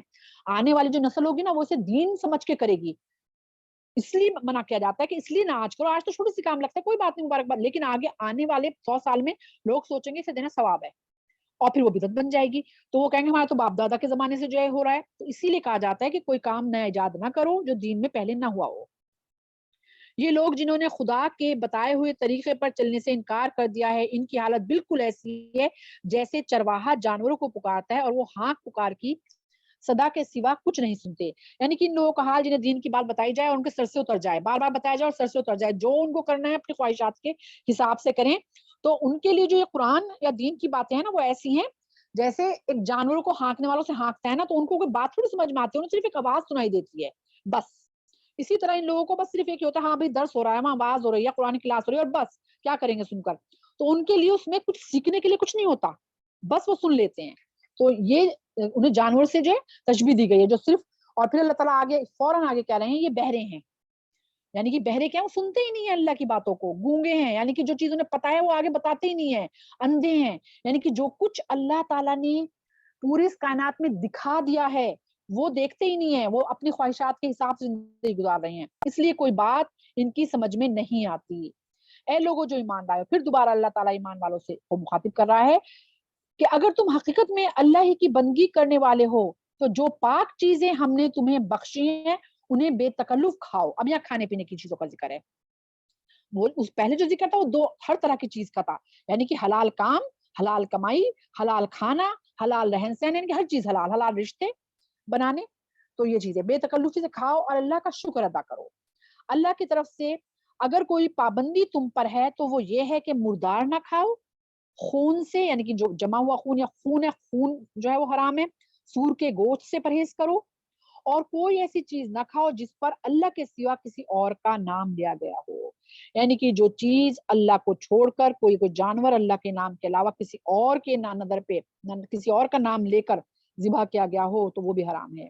ہاں جو شخص مجبوری کی حالت میں ہو اور وہ ان میں سے کوئی چیز کھا لے بغیر اس کے کہ وہ قانون شکنی کا ارادہ رکھتا ہو یا ضرورت کی حد سے تجاویز کرے تو اس پر کچھ گناہ نہیں، اللہ بخشنے والا اور رحم کرنے والا ہے. اب یہ کن لوگوں کے لیے ہے؟ یہ ان لوگوں کے لیے ہے کہ ایک انسان بہت زیادہ مطلب بھوکا ہے اور اتنا بھوکا ہے کہ اگر وہ کھانا نہیں کھائے گا تو اس کی موت واقع ہو جائے گی. اگر اسے کھانے کو کچھ نہیں ملے گا تو وہ مر جائے گا، ٹھیک ہے، اور اسے سامنے اس کے صرف یہ حرام چیز ہے. تو اللہ تعالیٰ کہہ رہا ہے کہ جان جو ہے نا وہ ہر چیز سے بڑھ کے ہے. انسان اپنی جان کو اگر خود نقصان پہنچاتا ہے وہ بھی گناہگار ہے. تو جان بچانے کے لیے وہ چاہے تو یہ حرام چیز بھی کھا سکتا ہے، لیکن صرف جان بچانے کی حد تک. یہ نہیں کہ پھر مزے لے لے کے اس کا پیٹ پورا جو بھر بھر کے کھایا جائے اور بعد میں بھی کھایا جائے. یہ ہے کہ اگر بالکل جان جا رہی ہے اس وقت حرام چیز کھا کے جان بچانی جا سکے تو بچا لے، لیکن حد سے تجاویز نہ کرے. یعنی کہ یہ نہ کرے پھر جو ہے پیٹ بھر کے کھائے، بلکہ صرف اتنی کہ جان بچ جائے. جیسے کہ ایک واقعہ ہے نا کہ کوئی کن کا ہے کہ کوئی غریب تھے بہت برابر میں اور ان کے ہاں سے خوشبو آئی تو انہوں نے کہا کہ بھئی میں تو روز کھانا ان کو جو بناتا ہوں بھیجتا ہوں. انہوں نے نہیں بھیجا. تو جب ان سے پوچھا تو انہوں نے کہا یہ چیز ہمارے لیے حلال ہے، تمہارے لیے حرام ہے. کیونکہ میرے بچے 4-5 دن سے بھوکے تھے, مرنے کی نوبت تھی, تو ایک بکری کا مرا ہوا بچہ تھا, تو میں وہ پکا لایا, وہ اٹھا لایا اور وہ پکا کھلا رہا ہوں. تو ہمارے لیے تو یہ حلال ہے, کیونکہ ہم لوگ مر جائیں گے نہیں کھائیں گے تو, مطلب اتنا برا حال ہے میرے بچوں کا, لیکن آپ کے لیے حرام ہے. تو پھر وہی چیز آ گئی, لیکن حد سے. اللہ تعالیٰ کو دل کا حال پتا ہے, یہ نہ ہو کہ اس کا بہانہ بنا کے انسان جو ہے حرام کھانے لگے. اللہ کو دل کی حال پتا ہے, اللہ نے صرف موت سے بچنے کے لیے اس کی اجازت دی ہے.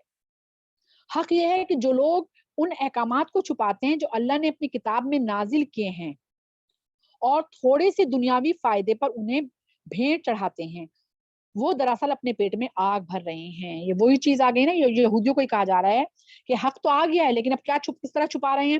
یہ پہلے نبی کا انتظار تھا, جب نبی آ گیا تو کہا کہ نہیں یہ نبی نہیں ہے, یہ پہچان رہے تھے کہ نبی ہے, انہیں پتہ چل گیا کہ آسمانی کتاب ہے, لیکن کہا کہ نہیں یہ آسمانی کتاب نہیں ہے. تو جو احکام وہ چھپا رہے ہیں وہ کیا کر رہے ہیں, اپنے پیٹ میں آگ بھر رہے ہیں. قیامت کے روز اللہ ہرگز ان سے بات نہیں کرے گا. مطلب کتنی بڑی سزا ہے. نہ انہیں پاکیزہ ٹھہرائے گا, پاکیزہ یعنی کوئی پاک کیا جائے گا, پاکیزہ یعنی گناہوں سے پاک. بہت سے لوگوں کو اللہ تعالیٰ ان کی بہت سے گناہوں کو اللہ تعالیٰ بہت سے نیک عمل کی وجہ سے معاف کر دے گا. سبحان اللہ, اللہ تعالیٰ غفور رحیم ہے. کسی کو اپنی اولاد کی وجہ سے معاف کر دے گا, اس کی تربیت کی وجہ سے, کسی کو ماں باپ کی وجہ سے اولاد کو معاف کرے گا, کہ اللہ تعالیٰ تو پتہ نہیں کس کس کو معاف کرے گا اس طرح. لیکن جو بتا دینا کہ جو لوگ اللہ کی آئی ہوئی آیتوں کو چھپاتے ہیں تو اللہ تعالیٰ جو انہیں پاکیزہ نہیں کرے گا, یعنی کہ ان کے گناہوں کو معاف نہیں کرے گا, اور ان کے لیے دردناک سزا ہے. یہ وہ لوگ ہیں جنہوں نے اولئک الذین اشتروا الضلالۃ بالہدی, یہ وہ لوگ ہیں جنہوں نے ہدایت کے بدلے ضلالت خریدی اور مغفرت کے بدلے عذاب مول لے لیا. یعنی کہ ظاہر سی بات ہے, جو لوگ صحیح بات پتہ چل جائے پھر بھی اس کے عمل نہ کرے بلکہ دوسری چیزوں پہ عمل کرتا رہے جسے اللہ نے منع کیا ہو, تو جان بوجھ کے وہ اپنے لیے جو ہے عذاب مول لے رہا ہے. کیسا عجیب ہے ان کا حوصلہ کہ جہنم کا عذاب برداشت کرنے کے لیے تیار ہیں. یہ تو آج بھی ہے. دیکھیں بہت سے لوگ زندگی میں اتنی آسانیاں ڈھونڈتے ہیں کہ وہ اگر دین میں ذرا سی کوئی مشکل چیز آتی ہے نا, وہ اس کو کرنے کو تیار نہیں ہوتے, جہنم کا عذاب لینے کو تیار ہو جاتے ہیں, لیکن اس مشکل چیز کو اپنانے کو تیار نہیں ہوتے, یعنی کہ اپنے نفس پہ جہاں کنٹرول کرنا پڑ جائے. یہ سب کچھ اس وجہ سے ہوا کہ اللہ نے تو ٹھیک حق کے مطابق کتاب نازل کی تھی, مگر جن لوگوں نے کتاب میں اختلافات نکالے اور اپنے جھگڑوں میں حق سے بہت دور نکل گئے, یعنی کہ وہ لوگ ظاہر سی بات ہے جنہیں ہدایت کرنی نہیں, وہ کتاب میں بھی جو ہے نقطے نکالنے لگتے ہیں. اب آگے ہم لیتے ہیں آیت نمبر 177 سے 182. نیکی یہ نہیں ہے کہ تم نے اپنے چہرے مشرق کی طرف کر لیے یا مغرب کی طرف, بلکہ نیکی یہ ہے کہ آدمی اللہ کو, اب اس میں اللہ تعالیٰ کہہ رہے ہیں کہ یہ نہیں کہ تم نے اگر ایک چیز اپنا لی ہے کہ بھائی اللہ نے مشرق کی طرف تھا تو مغرب کی طرف کروا دیا منہ, یا مغرب کی طرف تھا تو مشرق کی طرف کروا دیا اور آپ سوچے کہ ہم نے بہت بڑا کام کر دیا. تو یہ چیز نہیں, یعنی کہ چھوٹی سی چیز کر کے یہ نہ سوچو کہ ہم نے بہت کچھ کر دیا, بلکہ اور بھی بہت سی چیزیں چاہیے. تو کیا چیزیں چاہیے, بلکہ نیکی یہ ہے. اب یہاں پہ ایمان کے جو تقاضے ہیں وہ اللہ تعالیٰ بتا رہا ہے. آدمی اللہ کو, یوم آخرت اور فرشتوں اور اللہ کی نازل کی ہوئی تمام کتابیں, اس کے پیغمبروں کو دل سے مانے, یعنی کہ وہ اللہ کو بھی مانے, خالی اللہ کو نہیں ماننا, تمام پیغمبروں کو جتنے بھی آئے ہیں, اس کے بعد تمام کتابوں کو, اس کے بعد فرشتوں پہ یقین لانا کہ ہاں ہیں فرشتے, اس کے بعد یعنی یوم آخرت یعنی کہ آخرت کے دن کو مانے. یہی ایمان کے تقاضے ہیں, اور جس میں ایک میں بھی شک آ گیا تو انسان کا ایمان کامل نہیں ہے. اور اللہ کی محبت میں اپنا دل پسند مال, اب دیکھیں آگے کیا آ رہا ہے, جو لوگ ہم نہیں کرتے, اور اللہ کی محبت میں اپنا جو ہمیں دل سے چیز پسند ہو, رشتے دار یعنی کون رشتے دار, جو ضرورت مند ہیں, رشتے داروں, یتیموں پر, مسکینوں اور مسافروں پر. وہ مسافر جیسے کہ حج یا عمرہ کرنے کے لیے لوگ سفر پہ نکلا کرتے تھے, کھانے پینے پہ کچھ نہیں ہوتا تھا, یا پھر کوئی جا رہا ہے خدا نہ کرے کسی نے کسی کو لوٹ لیا ہے, لمبے سفر پہ ہے, زیادہ راہ ختم ہو گئی, ایسے مسافر. یا دین کا کام کرنے کے لیے نکلے ہوئے ہیں لوگ, جو تبلیغ نکلتی ہیں, وہ جماعتیں نکلا کرتی ہیں, ایسے مسافر. ان کے اور مدد کے لیے ہاتھ پھیلانے والوں پر, جو فقیر ہوتے ہیں ان پر, اور غلاموں کی رہائی, یعنی کہ آج کل تو غلام تو نہیں ہوتے پر گردن چھڑانے, کسی کی فالتو میں کسی کو سزا ہو رہی ہے تو اس کی سزا جو ہے یعنی کہ اس کی گردن چھڑانے کے لیے خرچ کرے. یعنی کیا کیا چیزیں آ گئی کہ نیکی جو ہے ان پہ ایمان لانا ہے, اس کے علاوہ اور کیا ہے کہ اپنا جو مال ہمیں پسند ہے, یعنی کہ جو چیز کپڑا بس پھٹنے کو تیار ہے بالکل, وہ ہم اللہ نام کا دیکھ کے سوچے بہت بڑا کام کیا ہم نے, کھانا بالکل سڑ رہا ہے, اب اس کو دیکھ کے سوچے بھائی بہت اللہ کے راہ میں دے دیا. نہیں, جو چیز مجھے پسند ہے, یہ وہ چیزیں بھی دیں کہ چلو ہمیں پسند نہیں ہے لیکن اچھی چیزیں وہ بھی دیں کہ چلو غریب کے تو کام آ جائے گی نا, لیکن جو ہمیں پسند ہے وہ بھی دیں ساتھ میں. تو وہ چیز اللہ کو بہت پسند ہے کہ ہم نے اپنا مال جو خود پسند تھا وہ اللہ کی راہ میں دیا. اور کس کس کو دینا ہے, رشتہ داروں کو, سب سے بڑھ کے جو ہیں یہ حدیث ہے کہ جب ہم اللہ کی راہ میں خرچ کرتے ہیں نا، سب سے زیادہ حق ہمارے رشتے داروں کا ہے، جو غریب رشتے دار ہیں، سب سے زیادہ 2 اجر ملیں گے. ایک اس کا کہ ہم نے صلہ رحمی کی رشتے دار کو دیا، اور دوسرا اجر کیا کہ ہم نے اللہ کی راہ میں دیا. اس کے بعد پھر پڑوسیوں کے بعد جو ہے پھر اور آپ پہلے دائیں ہاتھ کے پڑوسی، پھر بائیں ہاتھ کے پڑوسی، اس کے بعد اور جسے بھی آپ دیں. لیکن جن کے رشتے دار ہیں، ہم نے دیکھا ہے رشتے داروں کو نہیں دیں گے، غیروں کو دے دیں گے. تو اگر رشتے دار ضرورت مند ہیں، سب سے پہلے ان پر خرچ کریں. یتیموں پر، پھر مسکینوں پر، یہ سارا کا سارا آ گیا ہے.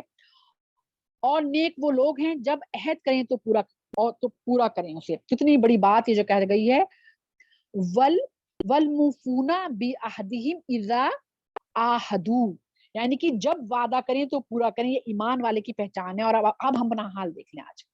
آج تو وعدہ توڑنا بہت ہی بڑے آرام سے لوگ کہتے ہیں ہاں بس کر دیں گے، ہم بس بالکل کر دیں گے، اور پھر بھول جاتے ہیں. یا کوئی کسی سے کہے بھائی یہ کام کروا دیں، ہاں بالکل کروا دیں گے، اور پھر کچھ بھی نہیں. لیکن یہ تو میں نے چھوٹی سی بات ہے، بہت سے وعدے کر کے اور وہ بھول جاتے ہیں کیا بھی تھا وعدہ. اور یہ ایمان کی کمزوری ہے، منافق کی پہچان بتائی گئی ہے.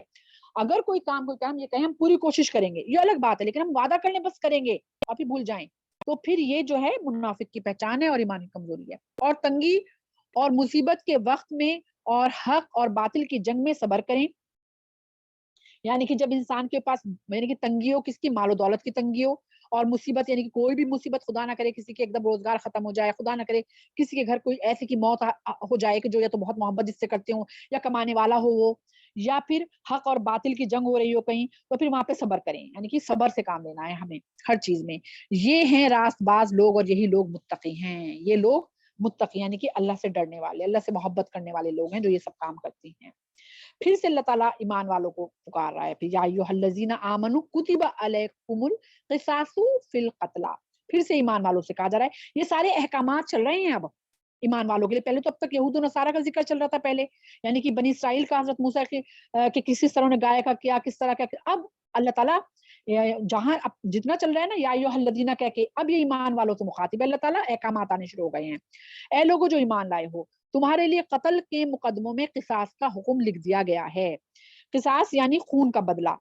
یہ کہ آدمی کے ساتھ وہی، یعنی کہ یہ ہے کہ کسی نے کسی کا قتل پہلے ہی ہوتا تھا. اگر کسی قبیلہ کوئی قبیلہ دوسرے قبیلے میں کوئی قتل ہو جائے تو پتہ نہیں کتنے لوگوں کو قتل کر دیا کرتے تھے اس کے بدلے میں، ایک جنگیں شروع ہو جایا کرتی ہیں، ایک قتل کے بدلے ہزاروں لوگ مر جایا کرتے تھے. تو اب یہاں اللہ تعالیٰ نے قصاص کر دیا. یعنی قصاص یعنی خون کا بدلہ لے سکتے ہیں آپ لوگ. خون کا بدلہ خون ہوگا. اب کس طرح سے ہوگا؟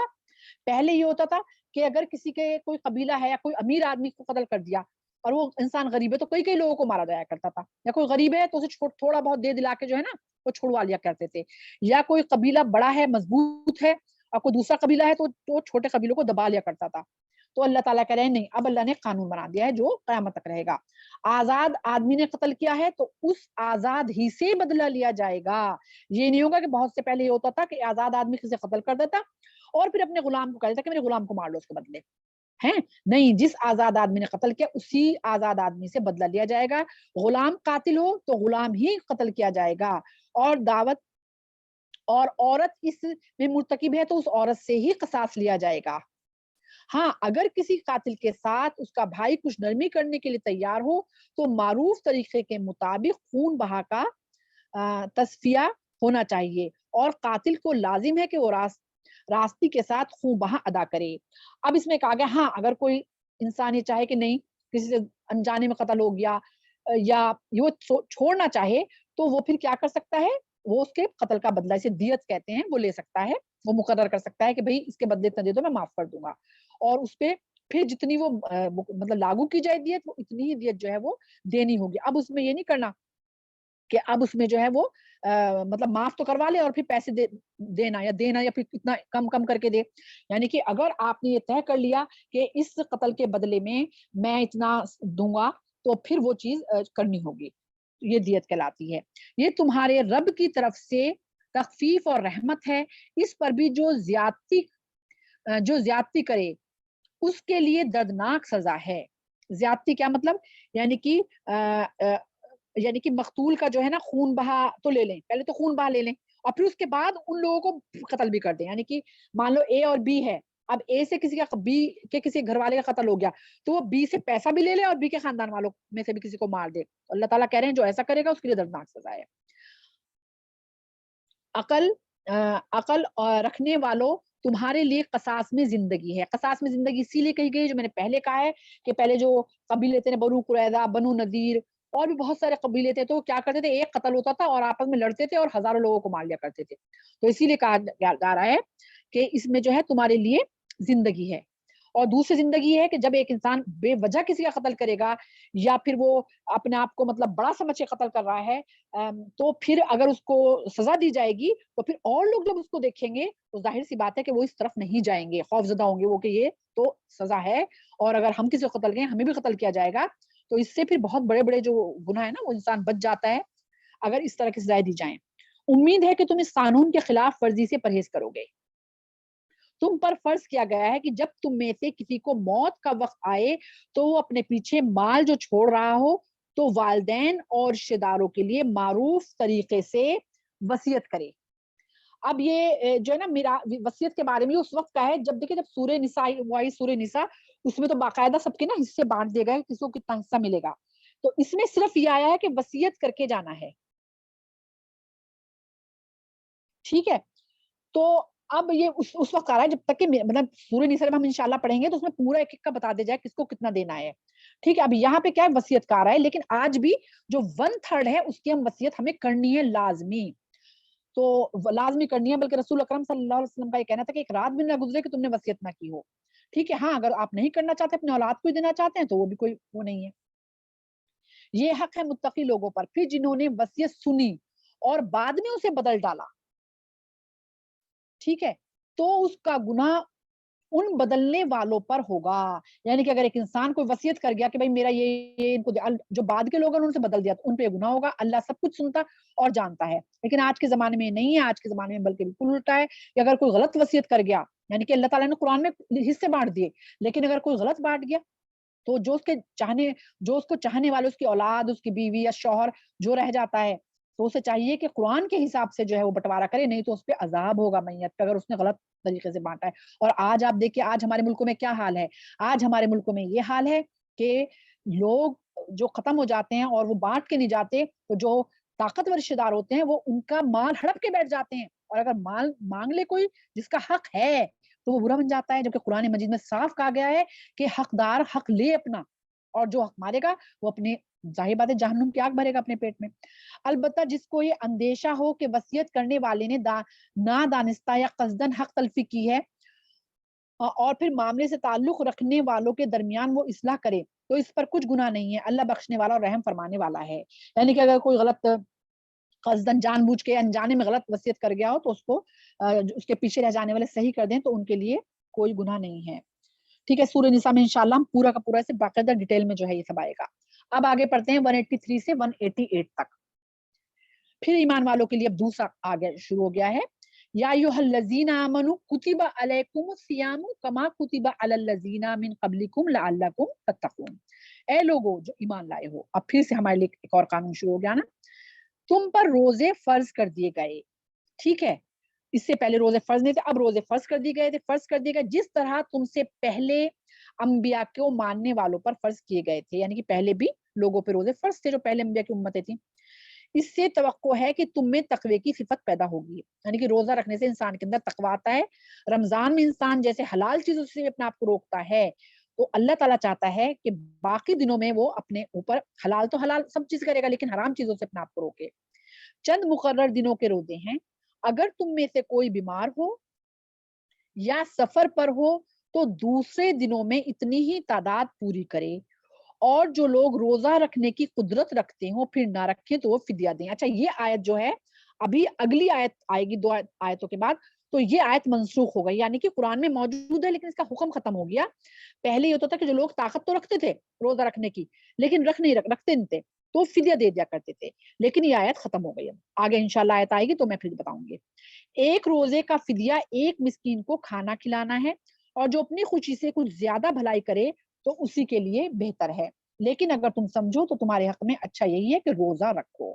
رمضان وہ مہینہ ہے جس میں قرآن نازل کیا گیا. سبحان اللہ، رمضان کے مہینے میں صرف قرآن مجید نہیں تمام آسمانی کتابیں جو ہیں وہ رمضان کے مہینے میں ہی نازل کی گئی. اسی لیے رمضان اس لیے اہم نہیں ہے کہ اس میں روزے رکھے جاتے ہیں، بلکہ تمام قرآن کتابیں جو ہیں وہ رمضان میں نازل ہوئی، اس لیے یہ مہینہ اہم ہے. اور اسی لیے اللہ تعالیٰ کو جب روزے فرض کرنے تھے تو اللہ نے رمضان کے مہینے کو چنا. جو انسان کے لیے سراسر ہدایت ہے اور ایسی واضح تعلیمات پر مشتمل ہے جو راہ راست دکھانے والی اور حق اور باطل کا فرق کھول کر رکھ دینے والی ہے. قرآن مجید کے بارے میں آ رہا ہے جیسے کسوٹی ہوتی ہے نا کہ سونے کو دیکھتے ہیں کہ صحیح ہے غلط ہے, تو یہ قرآن مجید بھی ایسا ہی ہے کہ آپ غیر سے معنی سے پورا پڑھو گے تو پھر وہ سب کچھ بتا دے گی کہ کیا غلط ہے اور کیا صحیح ہے, کون سی چیزیں ہم صحیح کر رہے ہیں اور کون سی غلط کر رہے ہیں. انشاءاللہ جب ہم اسے پڑھ کے گزر جائیں گے تو بہت سی چیزیں نہیں آپ کو پتہ چلیں گی جو ہمیں پتہ ہی نہیں تھی آج تک. لہٰذا اب سے جو شخص, اب یہ والی جو آیت آ رہی ہے جو میں نے پہلے آیت بتائی تھی نا کہ جو اس مہینے کو پائے اور روزانہ رکھے تو فدیہ دے دے, اب یہ والی جب آیت آئی تو وہ والی آیت ختم ہو گئی, لیکن قرآن میں موجود ہے پر حکم موجود نہیں ہے. لہٰذا اب سے جو شخص اس مہینے کو پائے اس کو لازم ہے کہ اس پورے مہینے کے روزے رکھے, یعنی کہ بلا وجہ وہ روزے اب نہیں چھوڑ سکتا کہ میں جی فدیہ دے دوں گا. اور جو کوئی مریض ہو یا سفر پر ہو تو وہ دوسرے دنوں میں روزے کی تعداد پوری کرے. یہ سب کو ہی پتا ہے کہ سفر پہ ہے اور وہ نہیں رکھ سکتا سفر میں روزہ, تو لیکن یہ نہیں معاف ہو جائے گا بعد میں رکھے گا. ایسے ہی اگر کوئی مریض ہے کسی وجہ سے روزے بیماری کی وجہ سے چھوٹ گیا لیکن اس کی معافی نہیں ہوگی, وہ بعد میں رکھے گا. ہاں اگر کوئی دائمی مریض ہے کہ اس کی امید ہی نہیں ہے کہ وہ ٹھیک ہوگا, پھر ظاہر سی بات ہے کہ وہ اس کا فدیہ دے گا. اللہ تمہارے ساتھ نرمی کرنا چاہتا ہے, سختی کرنا نہیں چاہتا. اسی لیے طریقہ تمہیں بتایا جا رہا ہے تاکہ کہ تم روزوں کی تعداد پوری کر سکو. اور جس ہدایت سے اللہ نے تمہیں سرفراز کیا ہے اس پر اللہ کی کبریائی کا اظہار کرو, کا اعتراف کرو اور شکر گزار بنو. یعنی کہ اللہ تعالیٰ نے کیوں کہا اللہ تعالیٰ نے کہ تم اللہ کا شکر ادا کرو, اس کی کبریائی بیان کرو اور شکر ادا کرو, وہ اس لیے رمضان کا مہینہ وہ ہے کہ اللہ نے ایک مہینے میں کئی چیز ایسی دی ہیں جس میں تمام گناہ معاف ہو جائیں گے. روزے سے ڈھنگ سے رکھے تو, اس کے بعد اگر ہم نے تراویح پڑھی تو, اس کے بعد قرآن مجید کی تلاوت کی, راتوں میں جاگے اور قیام اللیل کی, اور پھر آخر کی راتوں میں جو ہے ہم نے یہ آپ کا یہ ہوتی ہے کیا کہتے ہیں, وہ رات میں ذہن سے نکل گیا نام میرے, دیکھیے یعنی کہ رات میں جو وہ ڈھونڈتے ہیں وہ کیا ہوتا ہے, ذہن ایسا ہو رہا ہے. چلیے ہاں بالکل لیلۃ القدر, جی جزاک اللہ خیر, وہ تو کہیں ذہن سے لیلۃ القدر تلاش کی, اس کے تمام گناہ, یعنی کہ اتنے موقع ایک مہینے میں اللہ دے رہا ہے. تو اللہ کہہ رہا ہے کہ اس کے لیے اللہ تعالیٰ کا شکر ادا کرو. اور اس میں جو یہ آ رہا ہے نا کہ اللہ تعالیٰ کی کبریائی بیان کرو, یہ عید کا ذکر ہے. عید میں ہم کیا کرتے ہیں, شکر ادا کرتے ہیں, یعنی کہ اللہ تعالیٰ کی تکبیریں پڑھتے ہیں اور پھر شکر گزار بنتے ہیں. اللہ کا شکر ہمیں کرنا ہے انشاءاللہ. تو ہم شکر کس طرح کرتے ہیں کہ پھر ہم عید مناتے ہیں خوشی میں کہ اللہ نے اتنا بہترین مہینہ دیا جس میں ایک ہی مہینے میں کئی چیزیں اللہ نے دے دی کہ یہ بھی کرو, یہ کرو, یہ کرو, تمہارے تمام گناہ معاف. ٹھیک ہے, سبحان اللہ. اور اے نبی میرے بندے, کتنی پیاری آیتیں ہیں یہ والی, کہ اے نبی میرے بندے اگر تم سے میرے متعلق پوچھیں تو انہیں بتا دو کہ میں ان سے قریب ہی ہوں. یعنی کہ اللہ تعالیٰ کتنے سکھا, میں بہت قریب ہوں. پکارنے والا جب مجھے پکارتا ہے میں اس کی پکار سنتا ہوں اور جواب دیتا ہوں. لہٰذا انہیں چاہیے کہ میری دعوت پر لبیک کہیں اور مجھ پر ایمان لائیں. یہ بات تم انہیں سنا دو شاید کہ وہ راہ راست پالیں. اب یہ ان لوگوں کے لیے آ گیا ہے کہ جو لوگ یہ کہتے ہیں نا کہ جی ہمارا حال کوئی اور بتائے گا, تو اللہ تعالیٰ کہ میں تو بہت قریب ہوں, جب تم مجھے پکارتے میں جواب بھی دیتا ہوں, سنتا بھی ہوں. تو پھر یہ چیز نفی ہو جاتی ہے نا کہ ہم کہیں کوئی اور ہماری حال بتائے گا جا کے. اللہ تعالیٰ تو شیرخ سے زیادہ قریب ہے. تو جو بھی مانگنا ہے صرف اور صرف اللہ کے سامنے ہاتھ پھیلائیں, اللہ سے مانگیں, زبان ہلانے کی بھی ضرورت نہیں ہے, دل میں بھی ہم سوچیں گے تو اللہ تک پہنچ جائے گی وہ بات انشاءاللہ. اب آگے اگلی جو ہے وہ احکامات آ رہے ہیں. تمہارے لیے روزوں کے زمانے میں راتوں کو اپنی بیویوں کے پاس جانا حلال کر دیا گیا ہے. یہ اس لیے آیا ہے کہ پہلے جو قومیں تھیں ان میں یہ ہوتا تھا کہ روزے پورے مطلب رمضان میں جب روزے رکھتے تھے یا روزے نہیں بھی ہوتے تھے تو وہ بیویاں ان پہ حرام ہوتی تھی بیویاں. لیکن اللہ تعالیٰ نے ہاں الحمدللہ ایک بہت آسان جو ہے وہ بتایا ہے, کیونکہ انہیں مطلب اللہ تعالیٰ جانتا ہے نا نفس کو انسان کے, کہ انسان کے ہر طرح کی خواہشات ہوتی ہے. تو اللہ تعالیٰ نے کہا ہے کہ یعنی کہ افطار کے بعد سے لے کے سحری سے پہلے تک کا وقت اللہ نے دے دیا ہے کہ تمہارا بیویوں کے پاس جانا حلال کر دیا گیا ہے, لیکن روزے کی حالت میں بالکل نہیں. پھر اس کے بعد ہے کہ وہ تمہارے لیے لباس ہیں اور تم ان کے لیے. کنہیں کہا گیا, میاں بیوی کو ایک دوسرے کے لیے. ازواج کو کہا گیا ہے کہ ہننا لباس لکم وانتم لباس لہن, یعنی کہ وہ تمہارے لیے لباس ہیں, تم ان کے لیے لباس ہو. سبحان اللہ. یعنی کہ دیکھیں لباس کی جو چیزیں ہیں نا وہی میاں بیوی کے رشتے میں ہیں. لباس جسم کو ڈھکتا ہے, لباس سردی گرمی سے بچاتا ہے, زینت دیتا ہے. یہی میاں بیوی کا آپس میں ہے کہ ایک دوسرے کی حفاظت کرتے ہیں. بیوی شوہر تو ہر طرح سے کرتا ہے, بیوی اس کی عزت کی حفاظت کرے گی, شوہر اپنی بیوی کی عزت کی حفاظت کرے گا. زینت کا ذریعہ ہے ایک دوسرے کے لیے.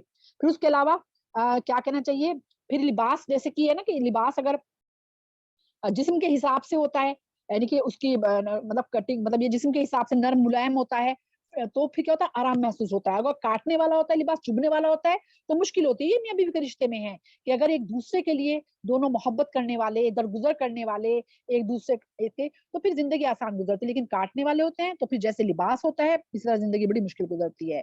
तो अल्लाह ताला ने लिबास से तशबीह दी है मियाँ बीवी के रिश्ते को। बहुत लंबा दर्स है पूरा इसके ऊपर, इंशाल्लाह मौका कभी होगा तो मैं इंशाल्लाह दर्स इस पे रखूंगी, लेकिन इस वक्त हम शॉर्ट में ले रहे हैं।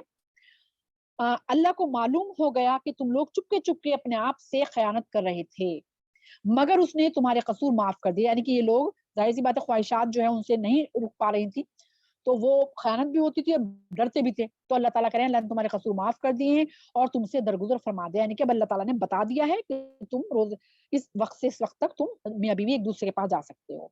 अब तुम अपनी बीवियों के साथ मतलब साथ कर रहो और जो लुत्फ अल्लाह ने तुम्हारे लिए जायज कर दिया है उसे हासिल करो। नेज रातों को खाओ पियो, यहाँ तक कि तुमको स्याही शब की धारी से सफेद सुबह की धारी नुमाया नजर आ जाए। यानी कि अब ये बता दिया गया है, यानी कि रात से, यानी कि वही जब तुम खाने पीने का जो टाइम है जितना, उस टाइम में अल्लाह ताला ने मियाँ बीवी को भी एक दूसरे पे हलाल कर दिया है।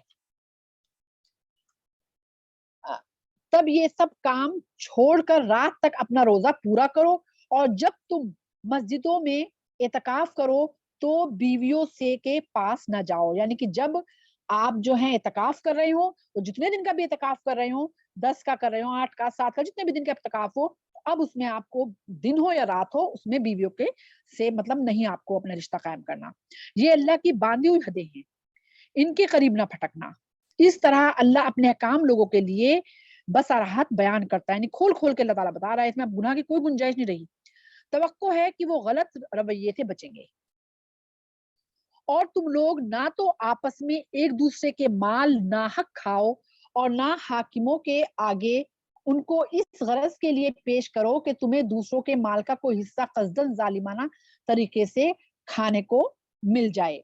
अब ये किस लिए कहा गया है कि देखिए, एक दूसरे का माल तो जाहिर बात है हराम है एक दूसरे का माल खाना, चाहे वो कहा गया पीलू की लकड़ी इतनी सी जब मिसवाक होती है भी बिना इजाजत किसी के इस्तेमाल की, तो वो भी गुनाह है।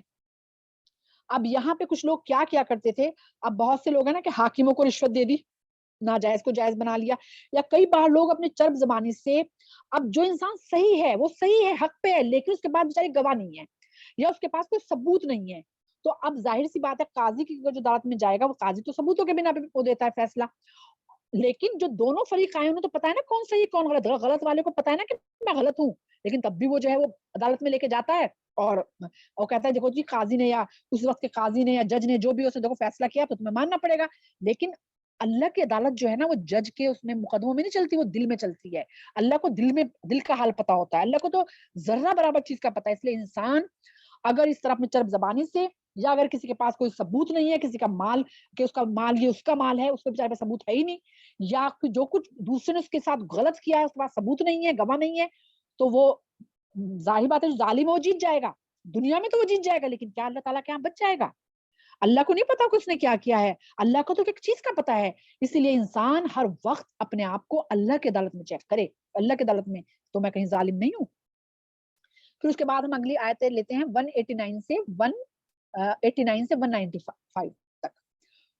लोग तुमसे चांद की घटती बढ़ती सूरतों के मुतालिक पूछते हैं, कहो ये लोगों के लिए तारीखों का तय्युन की और हज की अलामतें हैं। नेज इनसे कहो कि ये कोई नेकी का काम नहीं कि तुम अपने घरों में पीछे की तरफ से दाखिल होते हो।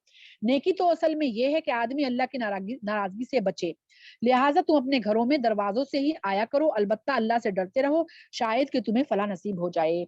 अब ये चांद के बहुत से लोग जो है ना चांद के उस जमाने में भी और आज भी ऐसे लोग हैं जो सितारों से जो अपनी किस्मतें मालूम करते हैं, जबकि रसूल अकरम सल्लल्लाहु अलैहि वसल्लम ने इतनी बड़ी बात कही कि जो किसी काहन के पास गया सितारों के जरिए अपना नसीब मालूम करने, या किया किसी ने, हम में से नहीं है, नाउजुबिल्लाह, यानी कि उसने जो जादूगर के पास गया, काहन के पास गया, उसने रसूल अकरम सल्लल्लाहु अलैहि वसल्लम की जो शरीयत लेके आया उससे इनकार कर दिया, इतनी बड़ी बात कह दी। लेकिन लोग जो है आज भी सितारों के जरिए कि इसका ये स्टार है, उसका वो स्टार है, इस स्टार में ये है, इसे मतलब फैशन में आ गया ये, जबकि कितना बड़ा गुनाह है ये इंतहा पे जाके। रसूल अल्लाह सल्लल्लाहु अलैहि वसल्लम कह रहे हैं हम में से नहीं है, लेकिन बस वही है ना कि फैशन हो चाहे हम इससे निकल जाएं। اب اس کے بعد جو آج بھی بہت سے لوگ شگن لیتے ہیں کہ چاند جو ہے اماوس کی چاند ہے تو جی یہ ہوگا، یہ والا چاند ہے تو یہ ہوگا. تو اس میں کہا چاند صرف اور کچھ نہیں ہے، بس ایک تاریخ تعین کرنے کا ایک ذریعہ ہے کہ بھئی آج پہلی تاریخ ہے تو آج یہ تاریخ ہے، تو صرف تاریخوں کے لیے ہے. اور یہ جو یہ آیا نا کہ تم اپنے گھروں میں سامنے سے جاؤ، جب پہلے حج ہوا کرتے تھے نا، جو لوگ حج کے لیے نکل جایا کرتے تھے مکہ میں رہنے والے، تو وہ ان کو یہ تھا کہ اب ہم حج کے لیے نکل گئے تو اپنے گھر میں نہیں آ سکتے، تو وہ کیا کرتے تھے کہ پیچھے سے دیواریں کود کود کے اندر آتے تھے. تو اللہ تعالیٰ کہہ رہا ہے بات تو وہی ہے، آپ ادھر سے اور ادھر سے. تو اللہ نے کہا کہ تم سامنے سے آ سکتے ہو، لیکن ظاہر سی بات ہے جو اللہ نے جہاں جہاں کا مقام پہ ٹھہرنا بتایا وہ تو کرنا ہی ہے. تو یہ اللہ تعالیٰ کہہ رہے ہیں کہ تمہیں کوئی مطلب ناراضگی سے بچو اور پیچھے کی طرف سے نہ داخل ہو. نیکی تو یہ ہے کہ اللہ کا حکم ماننا ہے، یہ نہیں کہ پیچھے کے دروازے سے کود کے آؤ گے تو اللہ کے حکم تم مان رہے ہو. مین چیز یہ جس چیز سے روکا جائے اس سے رکنا ہے، جو کرنے کا حکم ہے وہ کرنا ہے. اور تم اللہ کی راہ میں ان لوگوں سے لڑو جو تم سے لڑتے ہیں.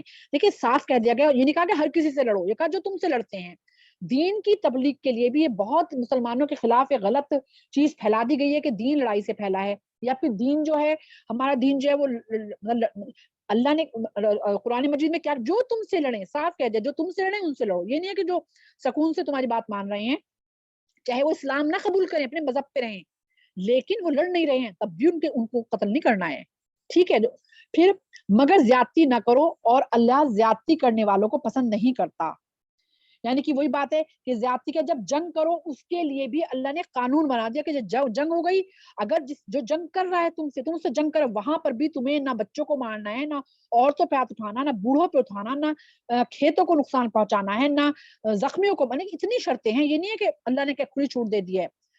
پھر اس کے بعد ان سے لڑو جہاں بھی تمہارا ان سے مقابلہ پیش آئے، اور انہیں نکالو جہاں سے انہوں نے تم کو نکالا ہے. تو یہی آ گیا کہ جن لوگوں نے یعنی کہ مکہ سے جو ہے مشرکوں نے جو ہے مسلمانوں کو نکالا تھا، تو کہہ رہے ہیں کہ اگر وہ تمہیں نکالتے ہیں یہاں سے تو تم ان سے لڑ سکتے ہو. ان کے لیے اس کے لیے قتل اگرچہ برا ہے مگر فتنہ اس سے بھی زیادہ برا ہے. اب یہاں کہا ہے قتل کیوں کہا گیا، یہ اس لیے دیکھیے یہ لوگ کیا فتنہ پھیلاتے تھے کہ مسلمانوں کو اذیتیں دیتے تھے، مسلمانوں کو جو مطلب غلام تھے ان کو قید کر لیا جایا کرتا، طرح طرح کی اذیتیں دی جاتی تھی. ان کی عورتوں کو جو ہے وہ اپنے گھروں میں رکھ لیا کرتے تھے، یا پھر جو لوگ اسلام میں آ گئے تھے غلط بیانیاں ان کے ساتھ کی جاتی تھی، بہت ہی پریشان ان کو کیا جاتا تھا. تو اب یہاں یہ آ رہا ہے کہ جو فتنہ ہے نا اس سے بہتر ہے کہ کیا کہیں یہ قتل سے بھی بڑھ کے ہے. قتل تو ایک بات جنگ ہوئی ختم ہو گئی، اگر جو یہ فتنے پھیلاتے دین سے دور کرتے ہیں لوگوں کو، ٹھیک ہے، انہیں یعنی کہ مکہ میں جو ہے جانے سے، عمرہ کرنے سے روک دیا، حج کرنے سے روک دیا، یہاں سے نکال دیا. رسول اکرم صلی اللہ علیہ وسلم جب مکہ میں تو اس وقت نماز نہیں پڑھنے دے رہے ہیں، تو بہت زیادہ زیادہ دیتے تھے. یا پھر جو یہ وفود نکلا کرتے تھے اس وقت ان کو پکڑ لیا کرتے تھے، قتل کر دیا کرتے تھے پکڑ کے. 70 صحابی ایک ساتھ جو ہے لے گئے اپنے اور ان کو قتل کر دیا. اس کے بعد معاہدہ تو یہ کر لیا کہ ہم کچھ نہیں کریں گے، اور 70 صحابیہ کتنے صحابیوں کو اپنے ساتھ لے گئے اور لے جا کے قتل کر دیا. تو یہ سب فتنہ ہے. تو اب ظاہر سی بات ہے کہ اللہ تعالیٰ نے یہ نہیں کہا ہے کہ تم ڈرو ان سے، جو فتنہ پھیلا رہے ہیں تو اس کو ختم ہی کرنا ہے. اگر اور مسجد حرام کے قریب جب تک وہ تم سے نہ لڑیں تم بھی نہ لڑو. یعنی کہ مسجد حرام کے قریب لڑنا نہیں ہے. اسی لیے رسول اکرم صلی اللہ علیہ وسلم جب فتح مکہ ہوئی تھی آپ گئے تھے تو آپ نے کچھ نہیں کہا تھا، بلکہ لوگوں سے یہی کہا تھا کہ جو ایمان مطلب اسلام قبول کرنا چاہیں وہ کر لیں، اور جو نہیں قبول کرنا چاہے ایک وقت دے دیا تھا کہ اس تک جو ہے وہ مکہ کو چھوڑ دیں. کوئی وہاں پہ قتل و غارت گری نہیں کی گئی تھی. مگر جو وہ وہاں لڑنے سے نہ چکے تو تم بھی بے تکلف انہیں مارو، ایسے کافروں کی یہی سزا ہے. پھر اگر وہ باز آ جائیں تو جان لو اللہ معاف کرنے والا اور رحم کرنے والا ہے. یعنی کہ یہ کہیں بھی یہ نہیں کہا گیا کہ بے وجہ کسی کو کہا ہوگا. اگر وہ تمہیں ظاہر بات ہے حملہ کر رہے ہیں تو تم یہ نہیں کہ تم ہاتھ چھوڑ کے کھڑے ہو جاؤ کہ مار لو ہمیں، تمہیں اپنے آپ کو بچانا ہے. ظاہر سی بات ہے تم ان سے لڑتے رہو یہاں تک کہ فتنہ باقی نہ رہے اور دین اللہ کے لیے ہو جائے. یعنی کہ جب تک وہ لوگ فتنے پھیلا رہے ہیں، جب تک وہ فتنہ نہ ختم ہو جائے، جب تک تمہیں اس فتنے کو ختم کرنے کی لڑائی کرنی ہے. پھر اگر وہ باز آ جائیں تو سمجھ لو کہ ظالموں کے سوا اور کسی پر دستدرازی جو ہے وہ صحیح نہیں ہے. اس کے بعد ہے آگے آ رہا ہے ماہ حرام کا بدلہ ماہ حرام ہی ہے، اور تمام حرمتوں کا لحاظ برابری کے ساتھ ہوگا. لہٰذا جو تم پر دست درازی کرے تم بھی اس پر دست درازی کرو. یعنی کہ حرام آپ کو پتا نا جو اس کے حرام مطلب جو حرمت والے مہینے ہیں 4 مہینے ہیں کہ یہ ذی القعدہ، ذی الحج، محرم اور رجب. تو اس میں جو ہے خون خرابہ، لڑائی جھگڑا سب جو ہے یہ منع تھا. تو لیکن اگر یہ لوگ اس چیز کو، یہ پہلے لوگ کیا کرتے تھے کہ جب کوئی حرمت والا مہینہ آتا تھا اور جنگیں ہو رہی ہوتی تو کئی بار تو رک جاتے تھے، اور کئی بار کہتے کہ نہیں یہ حرمت والا مہینہ نہیں، ہم آگے کبھی حرمت والا مہینہ منا لیں گے، اس میں ہم لڑائی رکھیں گے. تو اب مسلمان ظاہر سی بات ہے حرمت والے مہینے کو مانتے تھے، مان کے چپ بیٹھتے تھے، لیکن ان کو یہ حکم تھا کہ اگر تمہارے پہ کوئی حملہ کر رہا ہے، دست درازی کر رہا ہے، تو پھر تم ان کے ساتھ کر سکتے ہو، ہاں خود تم نے نہیں کرنا۔ البتہ اللہ سے ڈرتا رہو اور یہ جان رکھو کہ اللہ ان لوگوں کے ساتھ ہے جو اس کے حدود توڑنے سے پرہیز کرتے ہیں۔ اللہ کی راہ میں خرچ کرو اور اپنے ہاتھوں اپنے آپ کو ہلاکت میں نہ ڈالو۔ خرچ کرنے کا مطلب یہ نہیں کہ اپنی جان پہ کہ جتنا، وہ تو بالکل اللہ نے ہمیں دیا ہے، کھائیں گے پیئیں گے، گھروں میں بچے رہیں گے، لباس بھی پہنیں گے، جتنا اللہ نے دیا ہے شکر کرتے ہوئے اللہ کا، لیکن صرف اپنی جان پہ نہیں خرچ کرنا، اللہ کی جو اور مخلوق ہے، یعنی کہ اللہ کے جو اور یعنی کہ امت ہے، امت مسلمہ ہے، یا دوسرے لوگ بھی ہیں، اگر کوئی پریشان حال ہے ان پہ ہمیں خرچ کرنا ہے۔ ہم یہ نہیں کہ ہم بس بینک بھرے جا رہے ہیں، زیور پہ زیور بن رہے ہیں، پلاٹ پہ پلاٹ خریدے جا رہے ہیں، اور جو ہمارے سامنے بیچارے لوگ غریب ہیں، کھانے کو نہیں ہے، پینے کو نہیں ہے، بیمار ہیں، اور ہم ان پہ خرچ نہ کریں، نہیں، بلکہ ان پہ بھی ہمیں خرچ کرنا ہے۔ احسان کا طریقہ اختیار کرو، اللہ محسنوں کو پسند کرتا ہے۔ ان اللہ یحب المحسنین۔ احسان کسے کہا جاتا ہے؟ دیکھیں ایک تو حق ہوتا ہے کہ جس کا حق ہے وہ دیا ہی جائے گا، احسان حسن سے بنا ہے، یعنی کہ ہر رشتے کے اندر حسن پیدا کیا جائے، ہے نا، ہر رشتے میں حسن، یعنی عبادت کر رہے ہو تو احسان کرو، احسان یعنی حسن کے ساتھ۔ جیسے دوسری چیز یہ ہے کہ اگر کسی کا جو حق ہے وہ آپ دے رہے ہیں، لیکن اس سے ایکسٹرا بھی اگر دے دو تو وہ حسن، اس رشتے کے اندر خوبصورتی آ جاتی ہے۔ ایک بہت ہی چھوٹی سی مثال دوں گی، گھر میں دو لوگ ہیں، اب مان لو ایک ساس ہے ایک بہو ہے، ایک ماں ہے ایک بیٹی ہے، اس طرح تو کام تو یہ دو فرد دونوں کرنا ہے، لیکن اگر یہ ہو کہ بھئی یہ بزرگ ہیں یہ کم کریں یا ہلکا کام کر لیں، اور یا پھر ان سے نہیں ہوتا یہ نہ کریں، ہم یہ جو جوان ہیں وہ کر لیں، تو یہ کیا ہے؟ یہ احسان ہے۔ تو اللہ تعالیٰ کہتا ہے میں احسان کرنے والوں کو پسند کرتا ہوں۔ اور اسی طرح یہ ایک انسان میں بہت مال و دولت ہے ایک بھائی پہ، دوسرا بھائی بہت غریب ہے، اور جو تھوڑا بہت جو بٹوارا ہو رہا ہے مسجد کا، جس میں بہت پیسہ ہے، ضرورت بھی نہیں ہے، اگر وہ کہہ دے میرے غریب بھائی کو سارا دے دو، تو یہ کیا ہے؟ یہ حسن ہے، یعنی کہ احسان ہے۔ ٹھیک ہے، آگے ہمارے پاس اب آخری ہم آیت لے رہے ہیں 196 سے 203 تک۔ اللہ کی خوشنودی کے لیے جب حج اور عمرے کی نیت کرو تو اسے پورا کرو، اور اگر کہیں گھر جاؤ تو جو قربانی میسر آئے اللہ کے جناب میں پیش کرو، اور اپنے سر نہ مونڈو جب تک کہ قربانی اپنی جگہ نہ پہنچ جائے۔ اچھا، یہ اس وقت کا ذکر ہے صلح حدیبیہ کے وقت، جب رسول 6 ہجری میں رسول اکرم صلی اللہ علیہ وسلم عمرے کے لیے نکلے تھے، تو وہاں پہ صلح حدیبیہ ہوئی تھی، اور کیا ہوا تھا کہ ان لوگوں کو عمرہ نہیں کرنے دیا تھا، اور ان لوگوں نے پھر اگلے سال کیا تھا، تو وہاں پہ پھر یہ حکم آیا تھا کہ ظاہر سی بات ہے یہ لوگ نیت کر کے نکلے ہیں، تو اب ان کو حکم آیا تھا کہ یہیں پہ اپنی قربانی کر دو اور اپنے بال جو ہیں وہ مونڈ لو۔ لیکن یہ یعنی کہ اس کے لیے بھی، جیسے اب کوئی انسان نکلے عمرے حج کے لیے، خدا نہ کرے کچھ ایسی پریشانی آ جائے، ایسی چیز ہے کہ وہ کر ہی نہیں سکتا ہے، تو پھر ایسے لوگوں کے لیے یہ حکم ہے۔ مگر جو شخص مریض ہو یا جس کے سر میں کوئی تکلیف ہو اور اسے اس بنا پر اپنا سر منڈوا لے، تو اسے چاہیے کہ فدیے کے طور پر روزے رکھے اور صدقہ دے یا قربانی کرے۔ اب یہ کعب بن عجرہ ایک انصاری وہ تھے، صحابی تھے، جن کے بال بہت لمبے ہو گئے تھے، بہت ہی بالوں کے اندر جتنا ان کے جو ہو گئی تھی اور زخم بن گئے تھے، تو اب ان کے لیے یہی آیا ہے کہ اگر وہ یعنی کہ سر منڈا لیں تو پھر اس کے بعد وہ صدقہ کریں اس کے لیے، تو واللہ اعلم بالصواب۔ ان کا یہ ذکر آ رہا ہے، کعب بن عجرہ انصاری کا ہی میرے ذکر ذہن میں آ رہا ہے کہ ان کے لیے تھا کہ وہ مریض تھے، تو اس کے لیے بھی ہے کہ اگر کسی کو ایسا مرض ہے کہ وہ بال نہیں کٹوا سکتا، تو اس کے لیے بھی اللہ نے الگ جو ہے وہ نکالے ہیں طریقے، ساری کے سارے ہمیں حدیثوں سے جب ہم پڑھیں گے نا تو پوری چیزیں کھل کے سامنے آ جاتی ہیں۔ پھر قرآن مجید میں جو چیزیں ہیں ان کو زیادہ سمجھنے کے لیے ہمیں حدیثوں کا مطالعہ انشاءاللہ کرنا ہوتا ہے۔ پھر اگر تمہیں امن نصیب ہو جائے اور تم حج سے پہلے مکہ پہنچ جاؤ، تو جو شخص تم میں سے حج کا زمانہ آنے تک عمرے کا فائدہ اٹھائے وہ حسب مقدار قربانی دے، اور اگر قربانی میسر نہ ہو تو 3 روزے حج کے زمانے میں اور 7 گھر پہنچ کر اس طرح پورے کرے کہ 10 روزے رکھ لے۔ اب یہ تمتع جو حج ہے اس کے لیے ہے کہ جو حج کرنے نکلے، یہ تو ان لوگوں کے لیے تھا نا کہ جو پہنچ ہی نہیں پائے، راستے میں انہیں روک دیا گیا تھا، تو اب وہاں ان کے لیے تھا کہ وہ قربانی کریں اور پھر اپنے بال منڈا لیں، ٹھیک ہے۔ لیکن جو لوگ ظاہر بات ہے حج کے لیے پہنچ گئے مکہ تک اور وہاں حج کر رہے ہیں، تو پھر وہ قربانی کریں، اور قربانی کرنے کے بعد جو ان کے وہ پورے حج کے احکامات ہیں، اس کے بعد بال منڈانے، وہ تو لمبا ایک وہ ہے پورا کا پورا درس ہے کہ کیا کیا کرنا ہے۔ اور اس کے بعد جو بیچارہ قربانی نہیں کر سکتا ہے تو اس کے لیے یہ 10 روزے رکھے گا، 3 حج کے دنوں میں رکھے گا، اور پھر اس کے بعد 10 کیا کہتے ہیں 7 روزے وہ اپنے گھر جا کر رکھے گا۔ یہ رعایت ان لوگوں کے لیے ہے جن کے گھر بار مسجد حرام کے قریب نہ ہو۔ اللہ کے ان احکامات کے خلاف ورزی سے بچو اور خوب جان لو کہ اللہ سخت سزا دینے والا ہے۔ حج کے مہینے سب کو معلوم ہے، جو شخص ان مقرر مہینوں میں حج کی نیت کرے اسے خبردار رہنا چاہیے کہ حج کے دوران میں اسے کوئی شہوانی فعال کوئی بدعملی کوئی لڑائی جھگڑے کی بات سرزد نہ ہو. یعنی کہ حج جب وہ کر رہا ہے احرام اس نے باندھ دیا ہے تو اب کیا ہے کہ میاں بیوی کا رشتہ بھی نہیں کرنا, پھر اس کے بعد کوئی بری بات نہ کرے, بد عمل نہ کرے, زبان سے بھی بری بات نہ نکالے, لڑائی جھگڑا نہ کرے, یعنی کہ اپنے نفس سے پوری طرح سے کنٹرول کر کے رکھنا ہے. اور جو نیک کام تم کرو گے وہ اللہ کے علم میں ہوگا. سفر حج کے لیے زیادہ راہ ساتھ لے جاؤ اور سب سے بہتر زیادہ راہ پرہیزگاری ہے. یعنی کہ پہلے لوگ یہ کرتے تھے کہ جب حج کے لیے نکلتے تھے تو کھانا وانا کچھ ساتھ نہیں لاتے تھے بلکہ بھیک مانگتے ہوئے آ جاتے, تو یہاں بھی مانگ مانگ کے کھاتے تھے. تو اللہ کہہ رہا ہے یہاں پہ کہا جا رہا ہے کہ سفر حج کے لیے تم جا رہے ہو تو زیادہ راہ ساتھ لے کے جاؤ. اور پھر کہا جا رہا ہے لیکن سب سے بہترین زیادہ راہ تقویٰ ہے.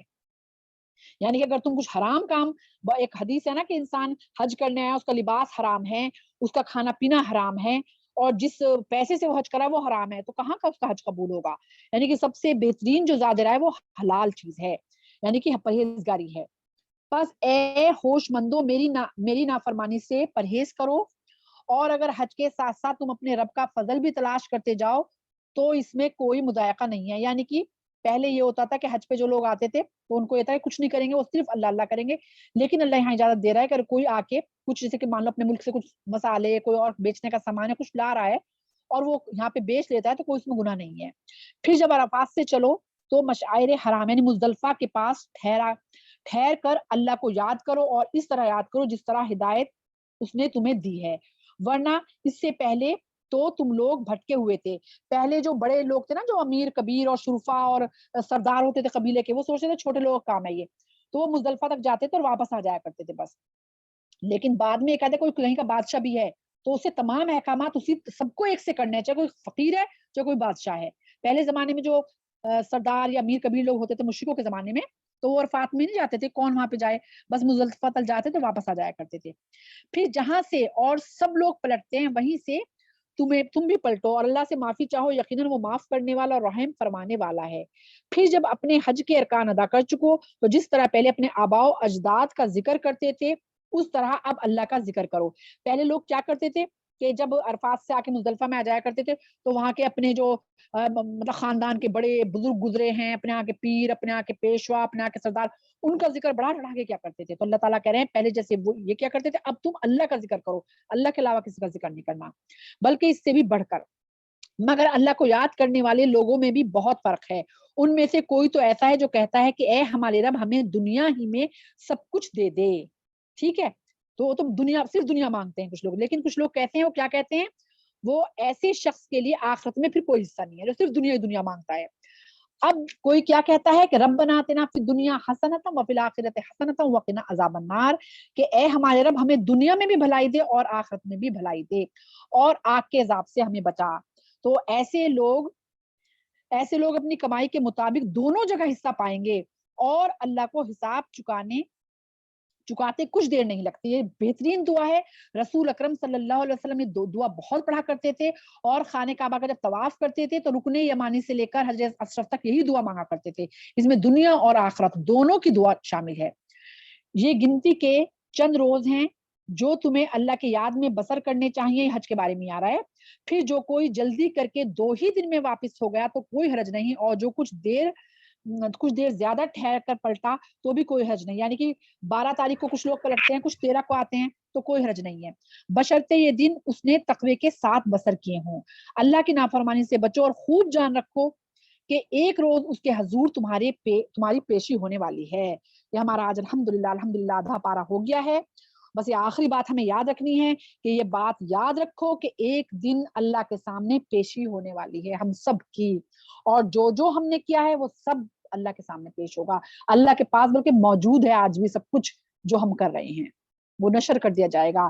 تو بس آخر میں اسی پہ کرتی ہوں اللہ سے دعاؤں کے ساتھ کہ اللہ تعالیٰ ہمارے گناہوں کو معاف کر دے, یا رحمان الرحیم یا کریم. یا اللہ ہمارے یہاں بیٹھنا قبول کرے, ہمیں عمل کی توفیق دے, اور جو گناہ ہم سے سرزد ہو گئے ہیں زندگی میں اللہ ان کو ہم سب بہنوں کے اور تمام مسلمانوں کے اللہ تعالیٰ معاف فرما دے. سبحان ربک رب العزت عما یصفون وسلام علی المرسلین والحمد للہ رب العالمین. ربنا تقبل منا انک انت السمیع العلیم وتب علینا انک انت التواب الرحیم. سبحانک اللہم وبحمدک نشہد ان لا الہ الا انت نستغفرک ونتوب الیک. السلام علیکم ورحمۃ اللہ وبرکاتہ. بس ہماری کلاس آج ختم ہوتی ہے. انشاءاللہ نیکسٹ کلاس میں ہمارا آدھے سے آگے جو ہے وہ شروع ہوگا.